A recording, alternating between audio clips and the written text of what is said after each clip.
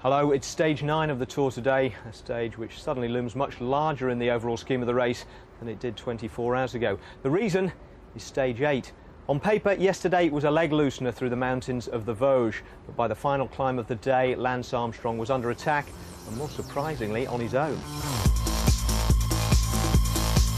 8 days into the Tour, here goes Alexander Vinokourov now. He really has brought this Tour to life. And here he goes again, Alexander Vinokourov. He knows now he's got Armstrong isolated. And this is Andreas Klöden. Well, who would have expected that? This man hasn't shown any form all year. Now he's attacking Armstrong. What a strange day this has been. Lance Armstrong, no teammates around him. I don't think this has ever happened to Lance since he started winning the Tour in 1999. He's on his own now. Hats off to the young Dutchman. He's made Klöden lead all the way up this home straight, but he's gritting his teeth now. The line is desperately close. He's on the side of Klöden. Hit the line. I can't split it. They are so close, I can't split it. The closest finish in the history of the Tour de France. The sprint for third place taken out predictably there by Valverde. Lance Armstrong in the group. But you know, today, I really think Armstrong has shown us he is vulnerable. That was interesting. A little too interesting, but I don't know. Clearly the team was not really on today, and I didn't feel very good either, and the other teams did feel good. So situations like that, it'd be hard to win the Tour day in and day out. So we have to evaluate where we are and make some adjustments. At the top of the standings, the adjustments have been made for him. His chief domestique, George Hincapie, who was in second place, disappears off the radar to be replaced by Jens Voigt. Alexander Vinokourov is third, Ivan Basso up to fifth, and Jan Ullrich now sixth. The one attacker Armstrong didn't chase down yesterday, Ullrich's teammate Andreas Klöden, has ridden himself up into ninth place. Now with us as ever is Chris Boardman, and Chris, having sensed weakness in Armstrong's protection yesterday, presumably Klöden, Ullrich, Vinokourov and the rest of them are going to try it again today. Yeah, the big difficulty today is there's an awful lot of difficult obstacles to overcome, but it's 60k to go. It's going to make it difficult as well. But I think there's going to be a lot of people who've scented blood, as it were, and they're going to be trying to exploit any weakness that we saw yesterday. 60 kilometres, as you say, from the top of the last summit, so there's time to recover and get back any lost time on that run-in. But how strong do you think Armstrong's team actually is? I think they'll do better than yesterday. I think they'll be a little bit more conservative. They won't go after all the smaller people that they perhaps might have done. They're going to concentrate on the big names, and then in the run-in, well, it's probably going to be for them to try and mop up and do as much damage control as they can. All right, plenty of action to get in, so let's crack on with today's stage. And there's today's battleground, 177 kilometres from Gérardmer to Mulhouse, with 6 climbs. The major ones being La Grand Ballon, over 1,300 metres at the summit, and the Ballon d'Alsace. Now, bad news for Team Mobile early in stage 9 when Jan Ullrich came off on the first descent of the day and had to be paced back into the race by 4 teammates. Even worse news for David Zabriskie, the first yellow jersey of this year's race, finally succumbing to the injuries he sustained in that crash during the team time trial on stage 4. Now, Michael Rasmussen, who started in the King of the Mountains jersey this morning, was the first man over La Grand Ballon on its Tour Centenary, so he'll still lead that competition tonight. The first blow landed in the race overall today, though, was Jens Voigt nicking a couple of seconds for third place at an intermediate sprint. He started a minute behind Lance Armstrong this morning, so that lead is now down to 58 seconds. Well, as we join the race, Rasmussen is out on his own at the front of this race. 4 minutes 20 behind him are Christophe Moreau and Jens Voigt. Second place, as I said this morning. So as things stand, he is the leader out on the road because Lance Armstrong's group is another 5 minutes back. Let's get on to the slopes of the Ballon d'Alsace now with Paul Sherwin and Phil Liggett. Alsace. This is the climb now of the Ballon d'Alsace, and this is the lone leader, and what a ride he has done today. I think he got away after 2 kilometres this morning. He's now some 60 kilometres from the finish. He's won every mountain. Riders have come and paid him a visit. He sent them back to the bunch. He's on his own, and look at the crowd now, just trying to catch a glimpse of Michael Rasmussen. Phil, this is an unbelievable crowd. They have turned out here to see the Ballon d'Alsace. This is not the highest climb in the Vosges, but it's the southernmost climb in the Vosges Mountains. And this man has absolutely lit the race on fire. A little bit of air to breathe as they move behind the barriers here, but he has got every point this afternoon on every mountain pass. He is laying down the foundations here for a crack at winning the King of the Mountains classification. He is top to the Ballon d'Alsace, 56 kilometers to go now, as the field behind is splitting up in the chase back. But the main field is still riding tempo here as the boys in the breakaway look to be dropping back. Lance Armstrong has kept an iron grip with his team on the field today, and the big men, well, they haven't played a card yet. This is a move by Lance to shift his yellow jersey onto the shoulders of number 28, Jens Voigt. It may be onto the shoulders of Michael Rasmussen. We won't know that until we get the time gaps at the finish, if they survive. If they survive. Well, if Michael Rasmussen, Phil, wants to take the lead away from Jens Voigt, he's going to have to finish in front of him by 6 minutes and 5 seconds, and I think that's a tall order because these guys are going to recuperate on the descent. In theory. And it's still a long way to go to the finish. It's 56 kilometers from the top of the climb. They're currently 4:22 behind the leader, these two riders. It didn't, I'm afraid Dario Cioni didn't stay with them too long. They're now about to enter this corridor of people here as they ride up towards the summit. The camper vans down there. It must have been a good night last night on the Ballon d'Alsace, enjoying a beer in the middle of nowhere on what would have been a beautiful evening as well. And all nationalities just enjoying the atmosphere which only the Tour de France can engender. Christophe Moreau riding superbly there, but the tempo here being set by the lieutenants of Lance Armstrong. Hincapie just there in front of him. Behind him you can see Paolo Salvadelli. The faithful lieutenant here on the front is Chechu Rubiera, followed by Beltran. So behind him, he's still got two very strong men in hand, Jaroslav Popovic and Paolo Salvadelli. And if you think it's easy up there, look at the back here. Riders slowly slipping out of our picture under severe pressure as they continue the climb.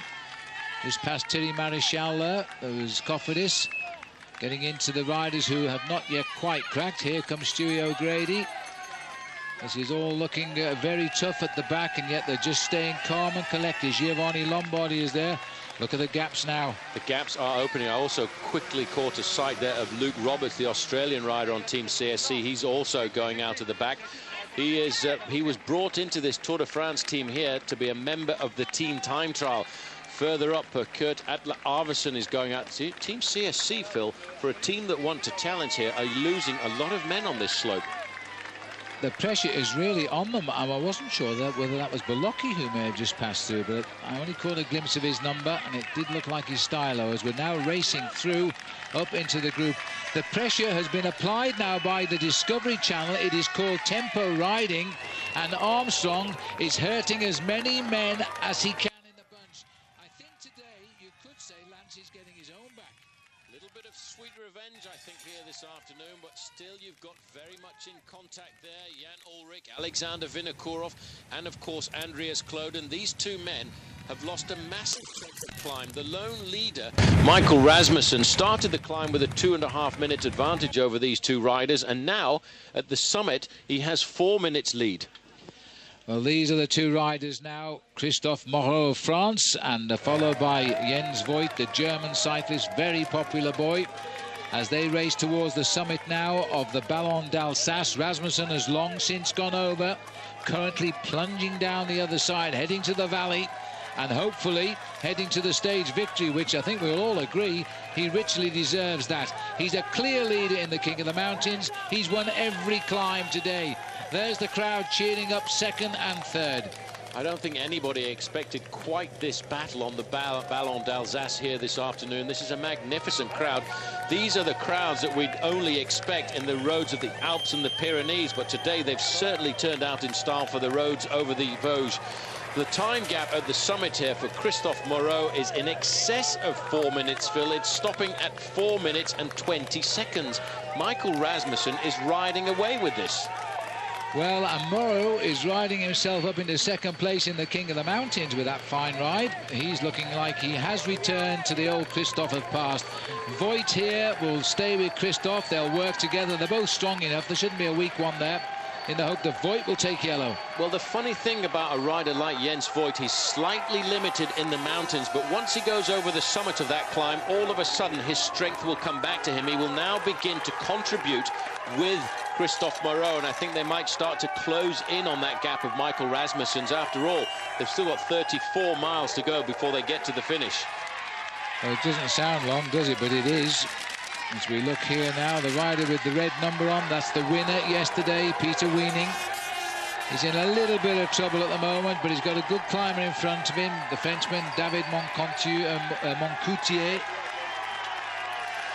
And looks like Thomas Vogt in front. Yeah, they've lost a little bit of edge, but they'll fight their way back in. They're just hanging on. They should get back on the descent.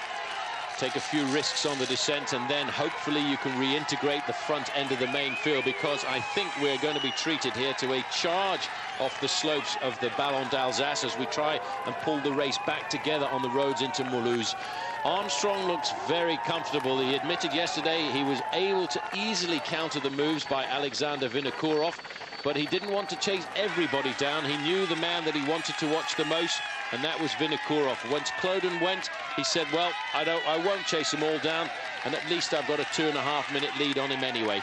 The thing is, his pace set by the team today on this particular climb has been such that nobody has been able to attack. There's the face of Thomas Vogt. 10 days in yellow last year. He built his reputation on that. He's a little bit behind this year. He's not going to get yellow. 27 minutes in the overall situation. He should get back into this group. But Armstrong has set such a pace with his team today, he's done nothing himself, that he's stopped all of the attacks. The mountains are now behind them for the day. It's the run into Mulhouse and advantage Armstrong now. Well, yesterday he was very much on the defensive, alone at the summit of the final climb of the day. Today he has got 5 very strong teammates around him, and the names of those teammates are men who could ride high in the overall classification themselves: Acevedo, Beltran, Chechu Rubiera, Popovic, and of course Paolo Salvadelli. But this is the gruppetto, the autobus, if you like. These men, all they think about is getting to the finish without getting eliminated. Robin McEwen, the champion of Australia there. Also Tom Bonan. This is Mikel Astalosa. Oh, sorry, that's Jean-Patrick Nazon, the other sprinter who's also falling back. All the sprinters going to come home together. No points for them today in the green jersey, as Lance Armstrong sits here behind his faithful teammate George Hincapie, while the pace is continuing with Rubiera, and they're doing extremely well. They've broken the spirit of the attackers today. They've got themselves a nice little race under control. This team is so dedicated to one cause when it comes to the month of July. That cause is pacing Lance Armstrong through the difficulties until he decides he wants to stamp out his authority. He looked a little bit fragile yesterday when he had to make all of the moves himself. He had to chase down the attacks of Alexander Vinokourov with not a single teammate alongside him. I think today, after the discussion last night at the dinner table, Phil, they want to make a statement to Armstrong to say, Lance, we're back and we're good. Thomas Vogt there looking up the road. It's shades of last year when he was looking up the road for the clock, and he kept his yellow jersey by 22 seconds. I remember Lance saying then, if a guy suffers like that, he deserves to keep the race lead. He's losing ground this time. Michael Rasmussen has 30 points over the top. He's done very well today. He's got a great lead in the King of the Mountains. Great lead. Massive lead in the King of the Mountains, and now he's keeping his massive lead on the descent. The front end of the race here for Michael Rasmussen, and he's certainly not looking like a man showing any signs of weakness at all, and that would be a great coup really for Team Rabobank, because not only has this man taken the lead in the King of the Mountains classification yesterday, but if he can survive to the finish, that'll give him 2 stage wins in a row. He's got about an hour to survive because of the downhill. He should manage 30 miles an hour out of this quality. Just mustn't take too many risks here. Look at this skill of a mountain biking expert. I tell you what, he's flicks going it through the chicane. He's going a lot faster than that. Flying. I would say this man in this part of the course here is touching almost 50 miles an hour. 80 kilometers an hour would be his average speed down here. He's all over the machine, and he's cutting very nice lines into those corners. Well, I reckon these guys will be 10 minutes down by the top of the climb if he continues with that sort of speed. This is over the top of the Ballon d'Alsace, and 9:25 is the official gap over the top. But of course they've already gone down the other side. The Ballon d'Alsace is now behind the Tour de France for the latest time in 100 years history of it being in the Tour. And the men driving, Discovery Channel, and Lance Armstrong sitting there as cool as you like.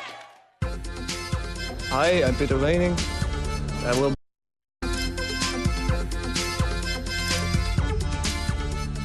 Welcome back. We're inside the last 40 kilometres of stage 9. Michael Rasmussen is still out front. Jens Voigt is still chasing him, well ahead of the pack containing Lance Armstrong.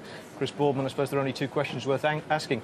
Can Rasmussen stay out and take the stage win? Can your old mate Jens Voigt take enough time off Lance Armstrong to get the yellow jersey? I think if Lance had a full team there, this would be really difficult to stay away. But at the moment, everybody's tired after the last couple of days. Rasmussen, well, really logically, he shouldn't be able to stay away, but he's just been holding his own all the way through. I think Jens is going to have a lot of trouble getting back up to him. But both Moreau and Voigt have worked together before, former teammates. I think they're going to stay out there. It's going to be very interesting. It's a long, long run-in to the finish here in Mulhouse, and there's a very strong wind blowing. It's going to depend very much on whether it turns into a tailwind, a crosswind or a headwind for these riders. Let's get back out on the roads to Mulhouse now and rejoin commentary with Phil and Paul. We are looking at Discovery Channel, who are now at the head of the race at 8 minutes 58. Michael Rasmussen has won the sprint. Such as it was, he was by himself ahead of Jens Voigt and Moreau. He's left with 40 kilometres left to race now. He still has a lead of 5 minutes, and he could well take the stage. Levi Leipheimer just moving up around the outside there. He's been very quiet since the start of this year's Tour de France. He hasn't had any accidents. Remember a couple of years ago when he went down in that very nasty crash on the first stage on the open road and ended up having a very nasty fracture. And because of that fracture, he wasn't able to continue in the event. There he is, still riding a lone trail towards home. He might make it. Well, all he has to do now is try and settle himself into a fairly good pace if he wants to survive. It was back in 2003 that Leipheimer had that nasty crash, but he did finish in 9th place overall last year. So these are the two chasers. They in fact have knocked off around about 30 seconds off the time of Michael Rasmussen. And just looking a little bit further back here, this is the back end of the main field, and this climb has done an awful lot of damage here. Well, a long empty road, but they've sent first aid back here. Franco Pelazzotti is the leaky gas rider. It might well be Peter Weining who's come back here for Menchov. Trying to look through there, it was very difficult for this man because he punctured at exactly the wrong time when none of the team cars were around, and that's why you have to have teammates alongside you at every occasion. And that's why Lance Armstrong, I think yesterday, Phil, was very lucky on the final slopes of that climb, because if he'd had a flat tyre at that point, the team cars were an awful long way behind. It's ironic, we've got the Rabobank rider running away with the lead, and he's got the man who was thought was going to be a big challenger chasing to get back onto the bunch right now. Michael Rasmussen, clear leader in the King of the Mountains. He won't be wiped out even on day one in the Alps now. He's got enough points in the bank to survive a little while. 5:05 to the two-man chase. And the gap, 9 minutes 4. The peloton have started to lose ground again. This is good news for Michael. It's unbelievable news for Michael Rasmussen. I don't think he could believe this morning when he set out on this escapade of his that he was going to get maximum points over all of the hills on the day, but still have a huge advantage over the front end of the main field. The two chasers here are actually starting to settle themselves into a very good rhythm. The advantage on the flatter part of the course for these two riders is Jens Voigt is such a strong bike rider. Christophe Moreau here calling for a drink, I think, as they keep the pressure on. They haven't given up seeing the likes of Michael Rasmussen yet. He might well crack on the run-in. It's a long, thankless run-in now. There's another sprint at 28 to go. Voigt will want that one as well for the small time bonus. This is a brilliant move, a brilliant day's racing that I don't think we could have really expected at the start of the day. Michael Rasmussen is actually leading these two riders now by 3 minutes and 45 seconds. So they are slowly but surely starting to approach to him. The rider who is in 5th place on the road, in fact, is still Constantino Zabaya. He's on his own. He is, in fact, at 5 minutes and 5 seconds. In the main field, slowing down to outside of 9 minutes again. Well, the crowd are cheering everything they see today, but they're seeing a very fragmented front end to the Tour de France and a heroic performance by Michael. This is the chase now, very much under the control of Discovery today. They're making a point. Having been caught and isolated yesterday, they've got the head of the race now, and they're going to keep it. Hi, I'm Nicky Sorensen. More from the Tour after the break.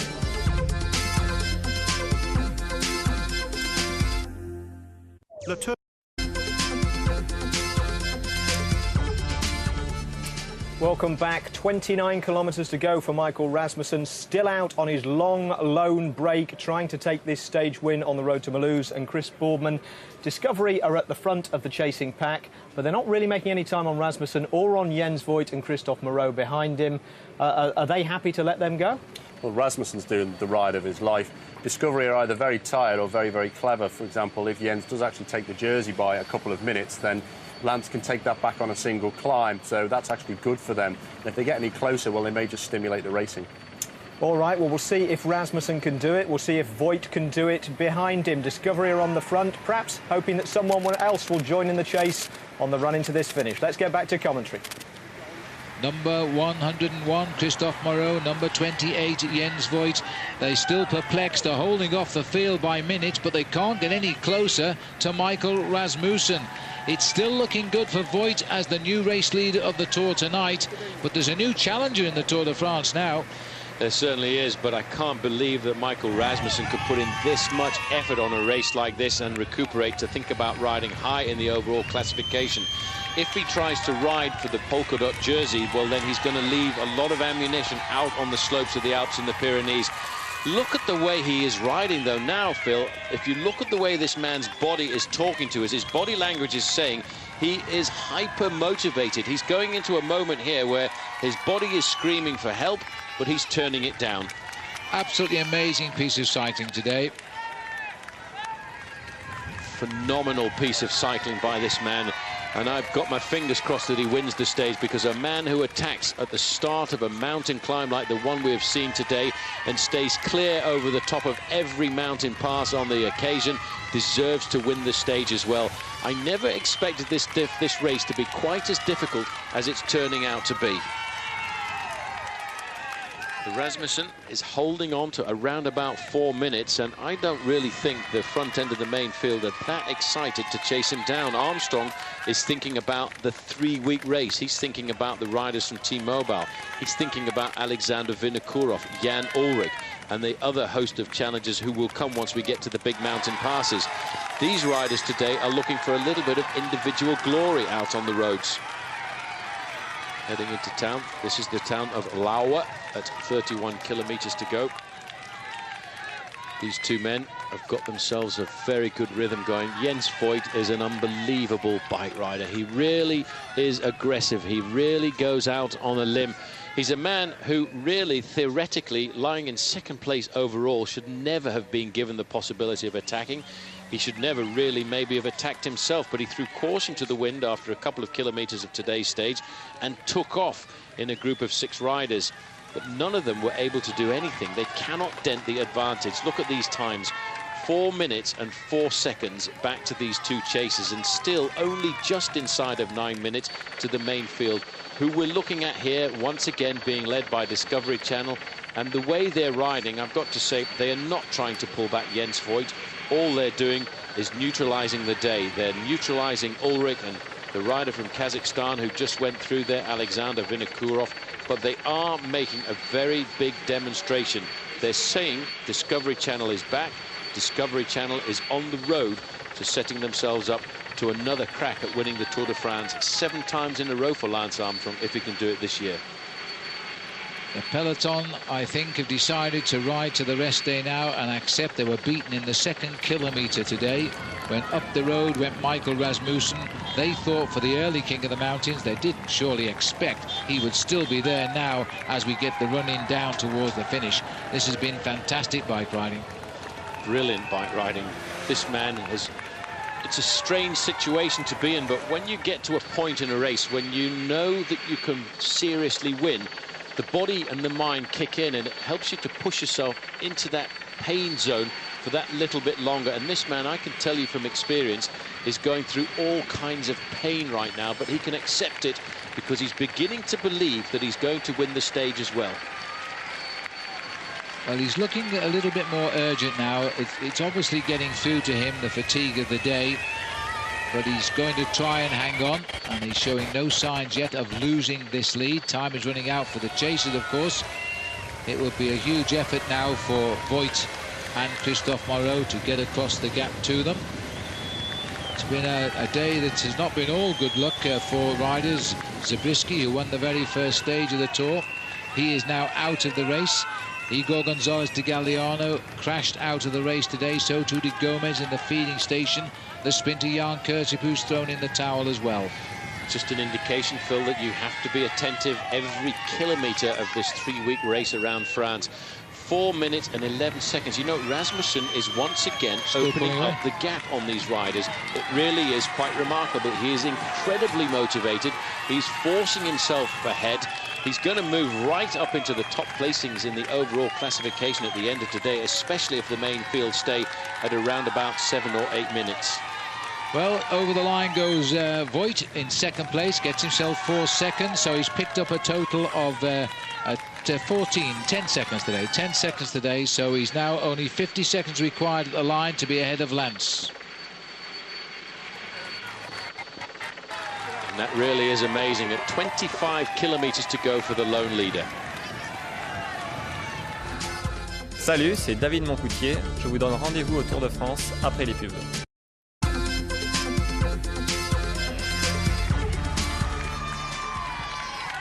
Looking down to around about 25 kilometres point here. 6 minutes 50 to the, actually it's to 4 chasers, I think, because it's the breakaway which is split up. 3:56 to the 2 chasers, 6:50 to the rest of the group, 8:43 to the main field. This has been, Phil, an incredible day's racing. Michael Rasmussen attacked the race after just 4 kilometres of the stage, and that is amazing to think that he would survive. I thought he would get himself some points, but I never imagined he was setting himself up for a breakaway of around about 167 kilometres of racing. Race. It's remarkable. Team Discovery Channel don't seem to... Oh, this looks as if there was somebody did go down there on the right-hand side. You've got to pay attention when you come into town in France, and it looked as if it was a Bouygues Telecom rider who went down quite hard there. It was, and I think he might have hit that little obelisk in the centre of the road there. As usual, the doctors are very quickly on the scene. It was a Bouygues Telecom, Paul. He went down very hard, and it was just actually avoiding that straw bale for protection that he went down extremely hard, and he looks a little bit winded there as we go by him. I think it's Jérôme Pinot, but I'm not going to be absolutely certain at the moment, but I think it's Pinot who's gone down. Team car is up there alongside him. The mechanic will be there very quickly. Gerard Porte in the white shirt. There is the doctor on the Tour de France who's been around forever.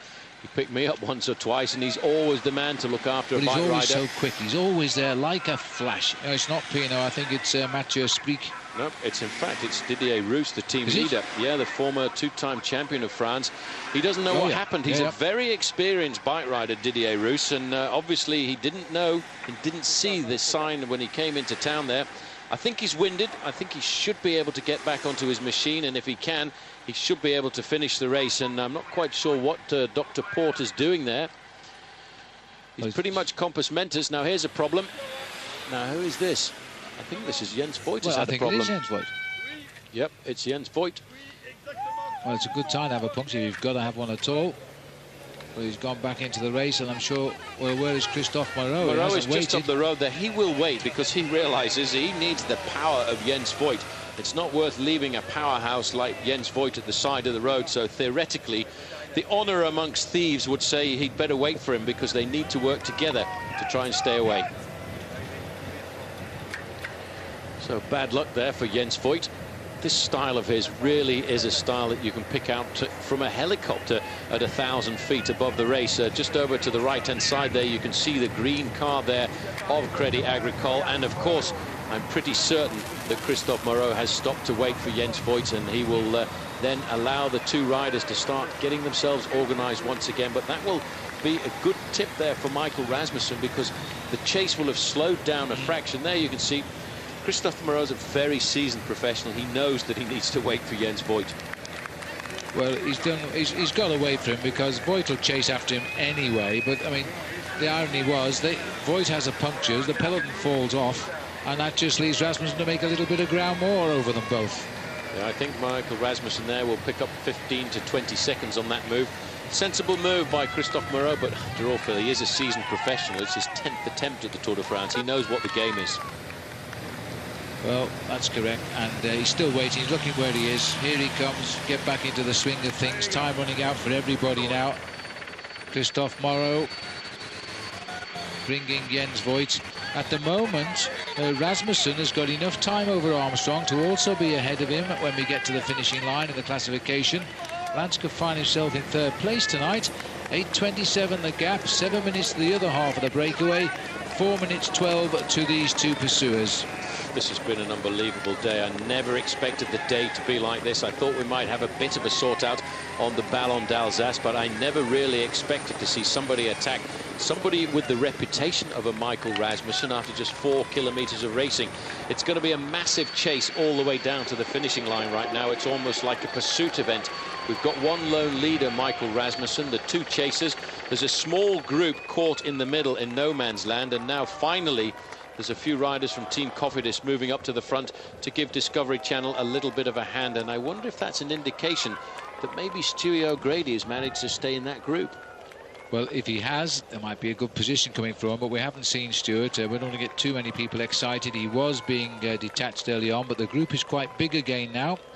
Riders will chase back on this flat road, and it looks as though Didier Rousse is trying to chase back here as well.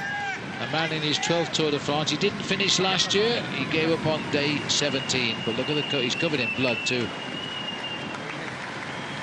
Tour de France breeds a very tough group of men, and this man is one of the toughest. He's been in the Tour for a number of years. He's been 2-time the French national champion, and he's trying to reintegrate the main field on the charge down into the finishing town here of Mulhouse.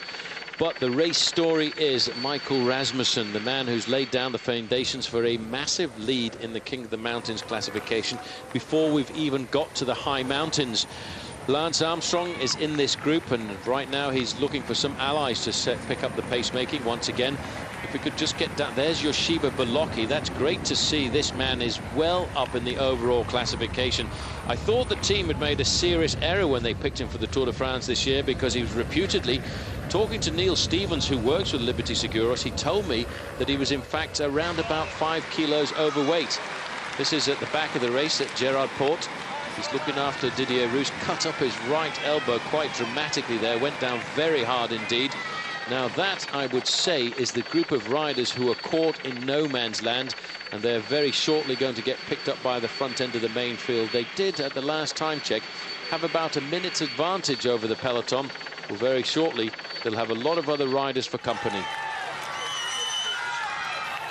So race situation is still very much one lone leader, Michael Rasmussen, and I can't really believe that he's going to fail. I can't believe that he's not going to get caught down towards the end.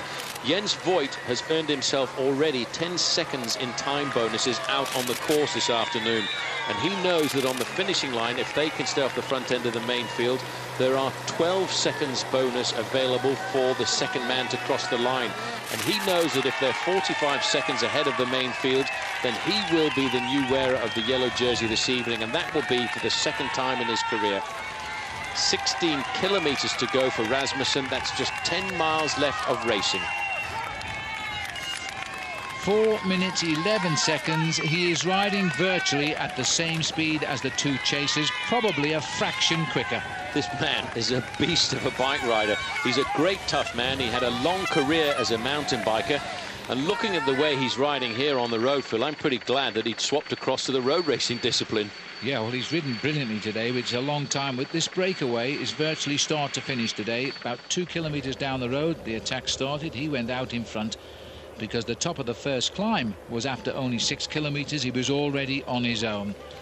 You're right about the organisation coming from Team Cofidis here, Paul. They've got a little bit of a feeling they might have somebody to deliver for what will be, well, only 7th place at the moment, of course. They've got to pick up the chasers in between. Well, the chasers are going to get caught very shortly because they're only around about a minute in front of this group, and I'm sure they will pick them up. There you go, confirmation. It's 1 minute and 9 seconds coming through.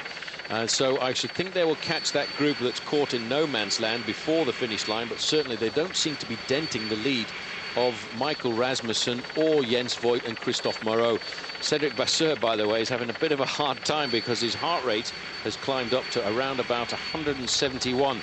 Ouch. Well, he's working hard. And, oh, look at that lovely steam train. It's a saddle tank, is it? Well, you're the expert. I don't know. Did you get its number? It's got a tailwind and all that. 15 kilometres to go for the man out front now, and it is virtually a ride of glorious honour here for Michael Rasmussen. He's got his flotilla of motorbikes, the race director. He's got one team car with him, and he's got the whole road ahead of him, and the peloton can do nothing about it. They are now 101 behind the remnants of the breakaway that never could catch up with Michael Rasmussen today. Very soon it'll be him, 2 chasers in the bunch. That's the way it's going to come down to the finish, it looks like now.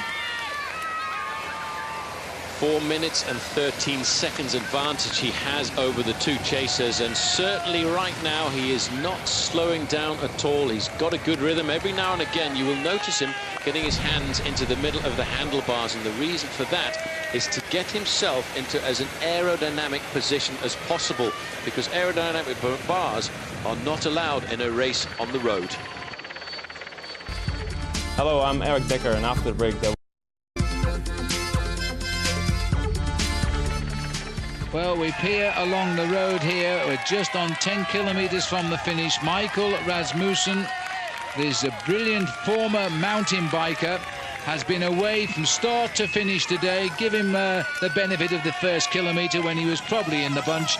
It has been an incredible day of racing, and they're not going to catch him now before the finish. Well, if he survives, and I'm pretty sure he's going to survive now, that will make a 167-kilometre breakaway. That is phenomenal, especially when you look at the race profile, Phil, because we started the day off with 3 very difficult climbs. There were 2 third categories, a second category, but then the first category of the Ballon d'Alsace surely was the hardest. So confirmation crackling in over race radio that he's still holding 4 minutes and 20 seconds over the 2 chasers, and that will be sight for his sore eyes as well, because now there's confirmation of that banner. 10 kilometres to go.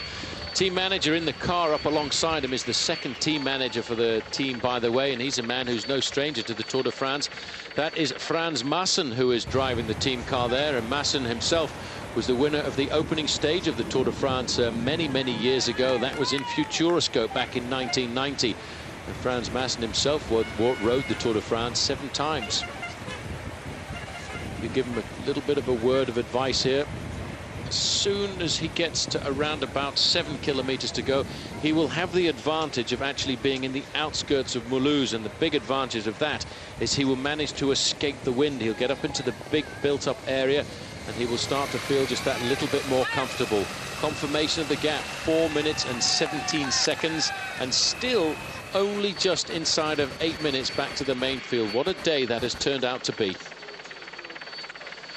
Well, from Copenhagen is Michael Rasmussen. His greatest honour came when he was the world mountain bike champion, but in 2000 he was given the chance to turn professional, and he decided to join Team Rabobank, and then they've nurtured him over the years and developed him into a rider who certainly can go up some of the big mountains in an incredible style. In fact, I've got that wrong. He turned professional for CSC, the team of Bjarne Riis, before being poached back in 2003 by Rabobank. They saw the ability of this man to ride up mountains, and in fact in 2003 he won himself a stage of the Vuelta a España, and that was to the Pyrenean finishing climb of the Châtaigneraie. Well, he's showing signs there, Paul, of looking like he's getting tired, and so he should be as well. But I don't think they're going to catch him. It's a question of whether the peloton can close in on Jens Voigt. He's got a couple of minutes in hand at the moment. That's the only race left to unfold for me now, because they're not going to catch this man as he powers away towards the finish. He's still got plenty of energy in the pedaling style of his. Sitting a little bit upright, not quite as aerodynamic as he should be, but he will still conserve a massive part of his advantage. The big chase behind has to come from the main field, but even though Team Cofidis seem to be whipping up the pace-making, they are not really eating into the advantage of Christophe Moreau and Jens Voigt. Well, he is a climber. We knew he was a climber. We never thought he was this good. Michael Rasmussen today, he did win a stage of the Tour of Spain once when it came into France to Châtaigneraie, and that's in the Pyrenees. And that was a couple of years ago. He hasn't won a race, in fact, for 13 months. He's chosen the right day to come back. Yeah, but the race that he did win was in a nice area of France. It was in the Dauphiné Libéré, which is an indication that he was going to be a great Tour de France rider. These are the chasers. Christophe Moreau really looks to be suffering a lot more than the man who's in the lead at the front. And Jens Voigt, well, I can't say enough about Jens Voigt. He's a brilliant bike rider. I love to see the way he performs. He really digs down deep, and this morning in second place overall, not very many people would have ticked him to be the attacker. Well, I've got the feeling Paul Sherwin did, and I'll tell you what, that this guy has really chosen to race today because he's seen it as his last chance to get his hands on the maillot jaune at least for a day. He had to go very early. He attacked as soon as the slope started at the Col de Grosse-Pierre.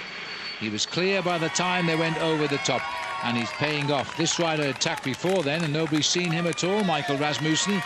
According to our computer now, he's 7.7, let's say 7.5 kilometres from the end. It's going to take him around about 10 minutes at this speed to get himself to the finish line. He's clocking every kilometre at about 1:10.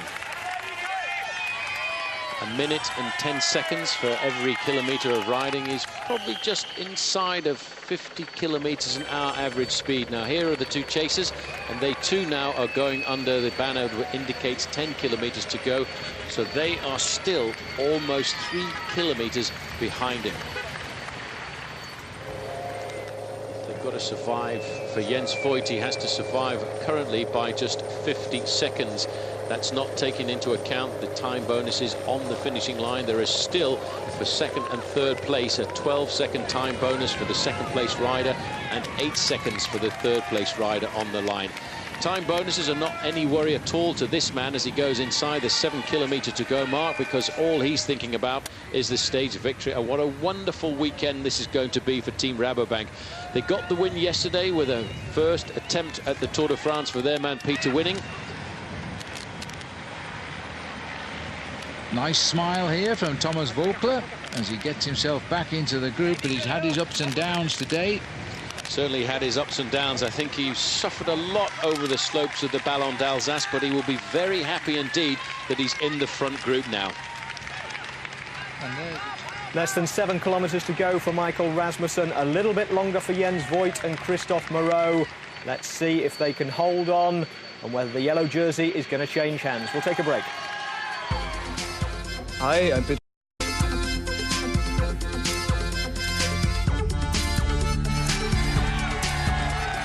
Michael Rasmussen, a massive crowd on a wide boulevard. We're on the outskirts of Mulhouse now. And listen to the crowd shouting him on every inch of the way. Allez, allez, allez, keep going, go for it. Every language, it's all on the barriers now. And they're seeing a Danish rider run for home. Running for home here, and just made a quick time check, Phil, on that last kilometre that he did. He did it in 1 minute and 15 seconds, and that is having been at the front of the race for 165 kilometres. I really don't know where he's getting his power from. He's being driven on today by an incredible mental force, because his body will be screaming out for the white flag to go up in surrender, but it will not stop. His body will not stop feeling that pain for another 3 kilometres. Well, actually, it's about 2.5. Just listen now, his head's rocking and rolling here. He's seeking in this wide boulevard the shortest way around every corner, because every inch will count now. These boys are not getting closer. Well, they are nudging a little bit closer now. They've got inside 4 minutes at the moment. 3:41 to the chaser, so they've got 20 seconds back. 7:37 to the peloton. They're worried about the chase from Armstrong. He's worried about the chase from the whole field. Everybody's worried about everything else apart from the sprinters today, who are going to have to take a back seat, because we got a time check to the group of Tom Boonen just recently, and Tom Boonen's group was at least 20 minutes behind this group on the road. It's a big chase now for Jens Voigt. Look at the power there. He's rolling the top half of his body, trying to find as much power as he can to stay at least 38 seconds off the front of Lance Armstrong's group. If he finishes in third place, he needs to finish 42 seconds ahead of the yellow jersey group. I think he's got enough in hand to do that. Look at these two now, desperate. A little word now, a little nod. Will we work together? I wonder what Morrow said then, but they both agreed, and it was to get on with their thing, and probably saying, look, no finessing, let's race for the line. 2 kilometres to go now for the man, and I think, Paul, I might be wrong, I don't think a Danish rider has ever won a stage of the Tour de France since Rolf Sørensen back in 1996 when he won at Superbest. Apart from that guy who was a hamburger and got fried. Oh, I forgot about Bo Hamburger. Where did he win? It was a long way over towards the western part of France. It was a very hot day on that occasion, and he took off very early on. But this man... Yeah, but that was 2 years before Sørensen. That was in Tresilliac in 1994, so I'm staying with Sørensen. OK, you go with Sørensen. There's the leader now. Yeah, what about Jakob Peel in 2003? Oh, yes, OK, I'll give you that one. Jakob Peel. Doesn't matter. This is a great performance. It doesn't matter who was the last Dane to win, because we know now that the last Dane to win is going to be this man we're looking at here. Yes, down in Marseille, Jakob Peel. He was on the cut. He never made the team this year for CSC, left at home. And now he can watch this on television. The next Danish winner of a stage of the Tour de France, and a big leader in the King of the Mountains, because Michael Rasmussen is so clearly tired now. He's got to feel the adrenaline course through those veins just for a little bit longer. These streets now, as he heads to the kilometre, he is 1,000 metres away from almost an all-day breakaway over the mountains of the Black Forest and the Vosges. What a breakaway, what a fantastic performance. He went out this morning really, Phil, with only one thing in the back of his mind, to try and get as many points as possible in the King of the Mountains classification. I can't really believe that he thought he was going to ride away from the main field for 167 kilometres of this 171-kilometre stage, but he's done it. He's into the final straight now. Very shortly, the road is going to straighten up in front of him, and he will see the banner over the finishing line. Well, what a great moment. His second Tour de France. He did nothing but finish 14th last year. We hardly mentioned him. This year he's back, leader of the King of the Mountains yesterday. Today a winner of the stage. He can stand by to enjoy this, throw away a few seconds and wave to the crowd. It has been an exhibition of terrific bike riding over all of the mountains of this region in first place. He won all the prizes along the route except one small prize. He gave that to the rider who dared to join him for a short distance, and then he dispatched him back to the field. It's a little bit of a lonely ride, but he should start to feel good pretty much now, as this massive crowd in Mulhouse cheer him all the way home. It's a corridor of noise that this rider is going through, urging him up to the finishing line. They realise how brave this man has been here this afternoon. They realise what an effort he's had to put in to survive off the front on a very difficult day through the Vosges. For nearly 4.5 hours they've watched him on the television at the finishing line. Now they can see him in person as he salutes the crowd. He gets his first ever stage win. He could not have imagined that was the way it was going to be when he left around midday today from the town of Chambord. Well, now we have to wait for Jens Voigt to come in with his compatriot for the afternoon, Christophe Moreau. And I've just cast my mind back and forgotten that for many, many years, Moreau and Voigt rode for the same Crédit Agricole team. The time difference between them at the moment is around about 3.5 minutes. But what a victory for this young man here. What a way to get a foundation for a lead in the King of the Mountains classification as we go a little bit further out now to Christophe Moreau and Jens Voigt. And I'm sure Jens Voigt will try and get himself second place and the 12-second time bonus. That's what he'll want, but Moreau is also a pretty good sprinter. It'll be an interesting one. There's the celebrations, though, back at the finishing line, as Michael Rasmussen can forget the pain now and take a little bit of a rest. Wow, that was a ride and a half in the great style of somebody like Fausto Coppi, Eddie Merckx, or dare I say it, Lance Armstrong. Brilliant performance now as we go back to second and third place rider on the road, and still a long way back is the main field, which contains all of the favourites. The last time check we got, it was around about 7.5 minutes. If Jens Voigt finishes in second place, he only needs 38 seconds ahead of the yellow jersey group of Lance Armstrong, and the clock is still ticking. It's 1.5 minutes since Rasmussen crossed the finishing line, and these two riders now can finally see what they've been dreaming about for a long time, the red kite of the last 1,000 metres. They will cross the line just on 3 minutes behind the winner today. They never really clawed him back all day. They rode at almost the same speed. They're going to work to the line because they want time over Lance Armstrong. They cannot finesse who gets second, almost immaterial. They want time because they don't know how it'll pan out when the Alps start on Tuesday. You're right, second or third is not important at all to these riders. It's the time between them as they cross the finishing line and the front end of the main field when they come in around about 3 minutes time. And Jens Voigt wants that. He is looking at the end of that road. Actually, you know, he can't see the finishing banner. All he can see is a big yellow jersey, and it's got his name all over it. So they race up towards the line now. Every last ounce of energy here from Christophe Moreau as he drives towards the finish, because he could climb alongside Armstrong in the Alps, and I think he believes that, so he wants every second he can take right now. I think we're looking at the yellow jersey sat behind him, but that depends on how fast it takes the bunch to get in. We drive up to the finishing line now. I don't think Jens is going to even try to go by him as they come to the line. Christophe Moreau, the Frenchman, has certainly found his old form again. They used to be teammates, as Paul has said. They're now rivaled, but I think today they're teammates again. As they come up to the line, 3 minutes has passed by on the clock, and Christophe Moreau takes second. Voigt is third. The clocks have started now. Let's wait for Armstrong. We're going to have a big, long wait now to see who is going to be the yellow jersey. But, you know, the main field is still an awful long way back. We have to wait 42 seconds to see whether or not it's going to be Jens Voigt. And I think it already is Jens Voigt. The main field are being led home still by Discovery Channel. We mustn't forget that the winner of the stage is Michael Rasmussen. Second place on the stage going to Christophe Moreau. Third place going to Jens Voigt. And Jens Voigt, I think, right now has done just enough to be the new yellow jersey here at the Tour de France. Well, Voigt has done most things in his cycling career, but we love him. That was a great ride by Jens. Now he's got to wait. These are nervous moments, of course, to see just if he is the next maillot jaune of the Tour de France. We know the stage winner. We're yet to find out who is the actual race leader. Here comes Discovery under escort. Well, I tell you what, Phil, more than 42 seconds has gone by already, so it's going to go to Jens Voigt.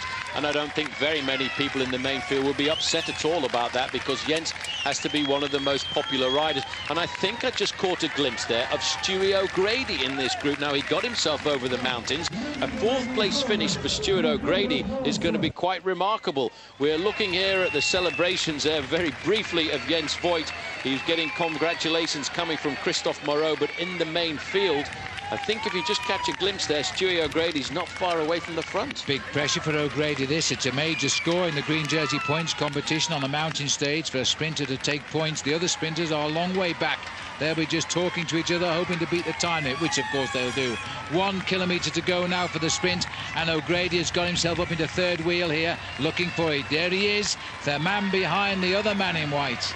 Well, that's amazing. That's Bradley McGee, who's up there as well. But that is a fabulous performance, whether or not O'Grady wins this sprint, because he's got himself over the Ballon d'Alsace. Ballon d'Alsace is a very difficult climb. It's a first category climber. This is the big lead out. This is David Moncoutier on the front, taking over the pacemaking now. It's Cedric Vasseur up into third place is Stewie O'Grady. He wants this 4 points for this place here. Is fourth place here at the end of the stage is going to move him very close to the top end of the green jersey race. He's there looking over his shoulder. There are not very many top sprinters in this group as Stewie O'Grady is lined up. It's still Cedric Vasseur all over the machine. O'Grady's waiting. There's a challenge coming from Leaky Gas up through the middle there, but O'Grady's still waiting. He's an experienced track rider when it comes down to sprinting at the end of a race like this, and he wants to make sure he gets himself maximum points. Here's the explosion coming down the right-hand side. The Aussie's going for it. O'Grady's trying to get himself fourth place on the stage. It's going to be so important, but Bradley McGee is challenging him on the line. It's O'Grady just ahead of Bradley McGee, but that is a great move up the points classification for Stewie O'Grady from Adelaide, the only sprinter here this afternoon to get himself over the Ballon d'Alsace.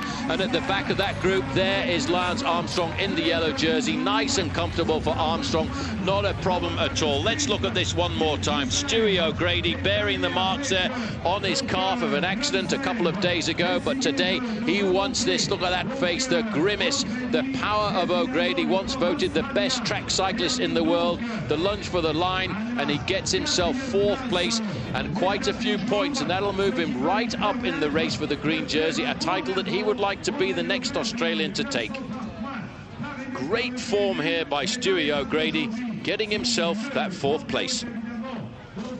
Well, that was a superb sprint by Stewie O'Grady. He was in trouble on the Ballon d'Alsace, but he got over that. He came into the group. His team did a good job. They brought him to the line. He gets fourth in the green jersey competition when the others got nothing. He did profit by that today. Stewart's such a crafty bike rider and such a great tactician. Well, you know, he nearly stayed with them yesterday on the final few kilometres of the Col de la Chute, and he thought he was going to, and it was just at 4 kilometres to go that he was blown out today. He really must have tried. So there is the winner of the stage, Michael Rasmussen, after a breakaway of 167 kilometres. That is a fine performance. Not only does he win the stage, 2 stages in a row for Team Rabobank of Holland, but also he really builds himself up a very big lead in the King of the Mountains classification. That was a phenomenal performance, and it's a day where we've seen the yellow jersey change hands as well. Lance Armstrong and his team losing around about 4 minutes on Jens Voigt. Maybe not that important for Armstrong, because I think he feels quite happy to pass over the yellow jersey for a couple of days. And we're looking here at Michael Rasmussen just being interviewed in Danish. And unfortunately, I don't speak very good Danish, but I think what he would probably say is he can't believe the breakaway that he put in today. He was expecting to go out and get himself points for the King of the Mountains, and it turned into a long escapade. One that will go down into the legends of this year's Tour de France, that is almost certain. A breakaway of 167 kilometres, a stage win, and a big lead in the King of the Mountains race. And he's going to talk to us now in English for a few moments. Let's hear what he has to say, because and you did it today on this long stretch of flat in the end. That's surprising. Well, first of all, the attack was mainly to gain points for the mountain competition, and well, apparently I had really good legs and carried on until the end. But now you reached your goal already. Stage victory, polka dots you can probably keep.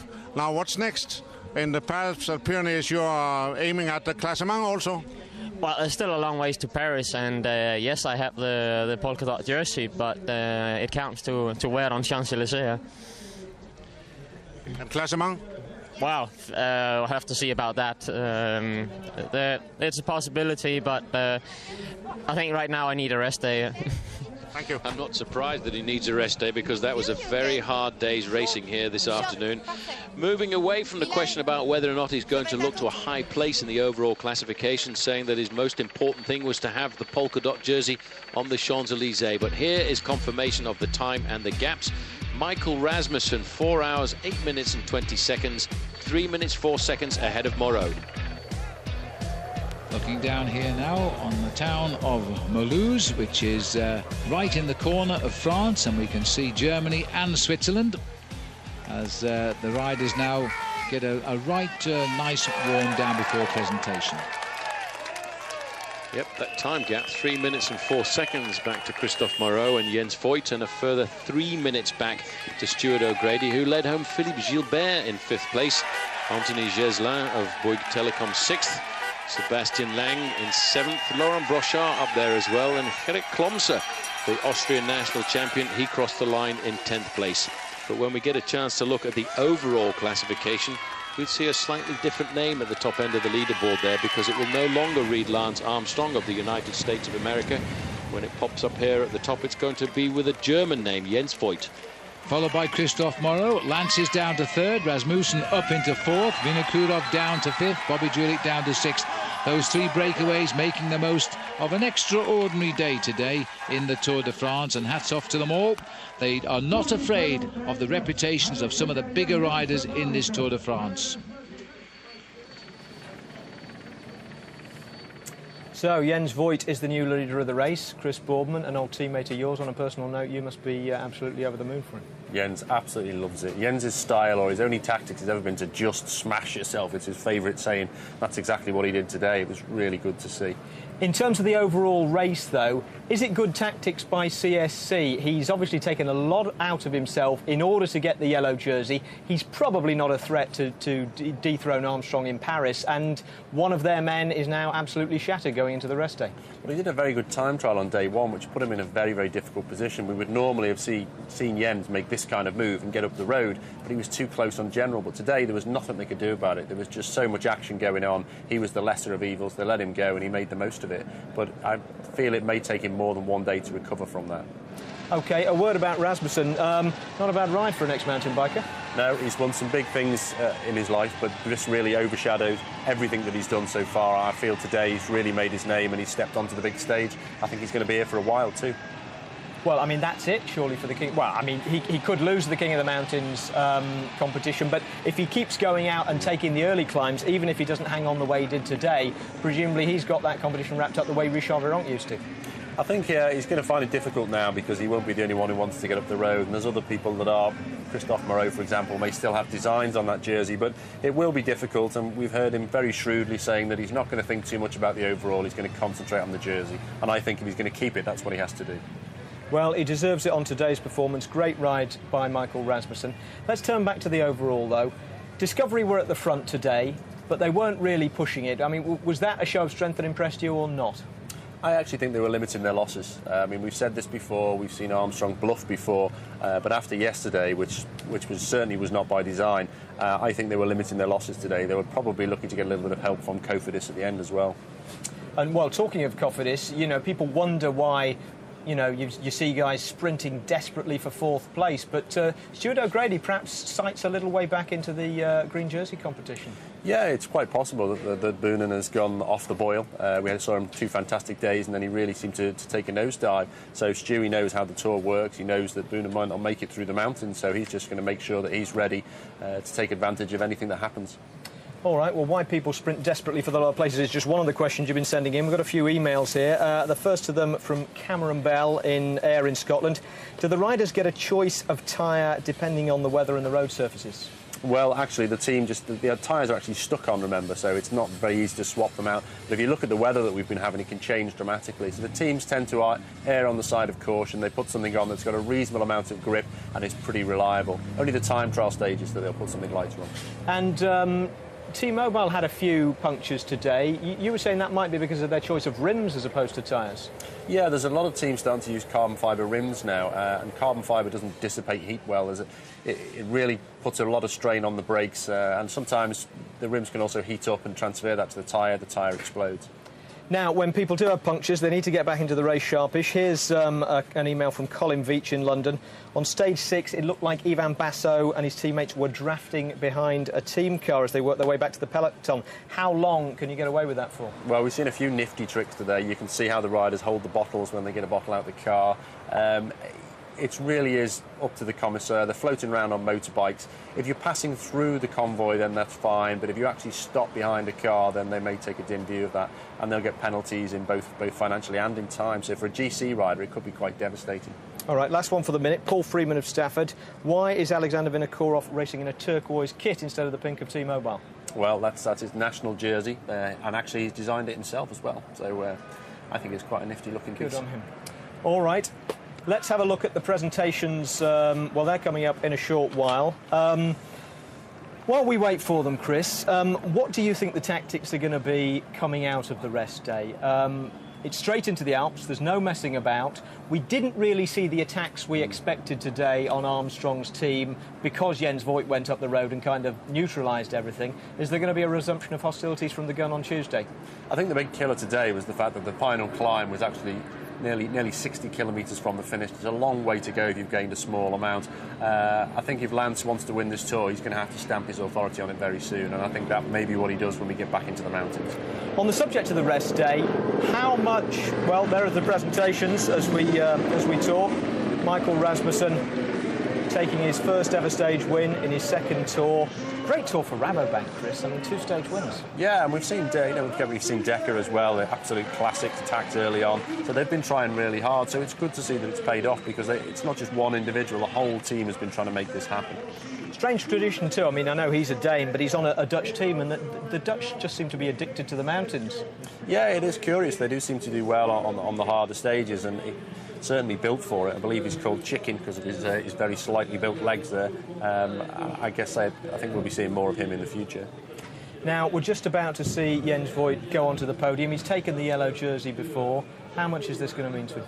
I think Jens, he loves to work hard for it, and he's got it. And I think everybody, when we've seen how much they've done today, that everybody deserved what they got. It was a finish that everyone's going to walk away from smiling, apart from perhaps the Discovery team. Well, talking about the CSC team, Discovery team we've seen today riding at the front, this man is about to get the yellow jersey. Does CSC really want to defend it? I mean, even Basso's there, man. They don't want to spend a lot of energy defending Jens in the yellow jersey, do they? Well, luckily, they don't have to make that decision. Jens will probably be allowed to lose the jersey naturally if he loses it at all. He won't be forced to work for the rest of the team, but they go straight into the mountain, so it's going to be pretty much almost a time trial anyway. And how much has he taken out of himself for today's effort? That was a big day today. It was an awful long time up the road. You could see in the last few kilometres, particularly with the wind, that they were working hard and labouring. If you've been sitting in the peloton, you had a fairly easy day. So I think it's going to take more than one day. All right, there's Jens in the yellow jersey. And tomorrow it's the rest day, as you know, but don't worry, you'll still get your daily fix of cycling. 2, in fact, because we'll be recapping the race on both ITV channels. We're back here at 7 p.m. with the story of the tour so far, and on ITV1 at 11:35. Then on Tuesday, it'll be straight into the Alps, climbing up to the first mountain finish of this year's tour at Courchevel. We'll see you for that on Tuesday.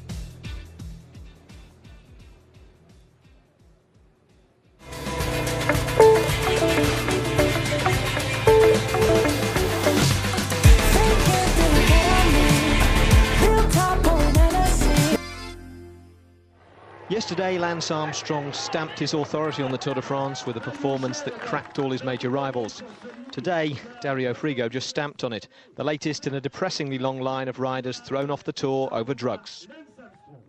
Good evening from Briançon. Well, we're braced for days like these, days when the racing gets shunted down the running order while we talk about drugs. And on this year's Tour, today's the day.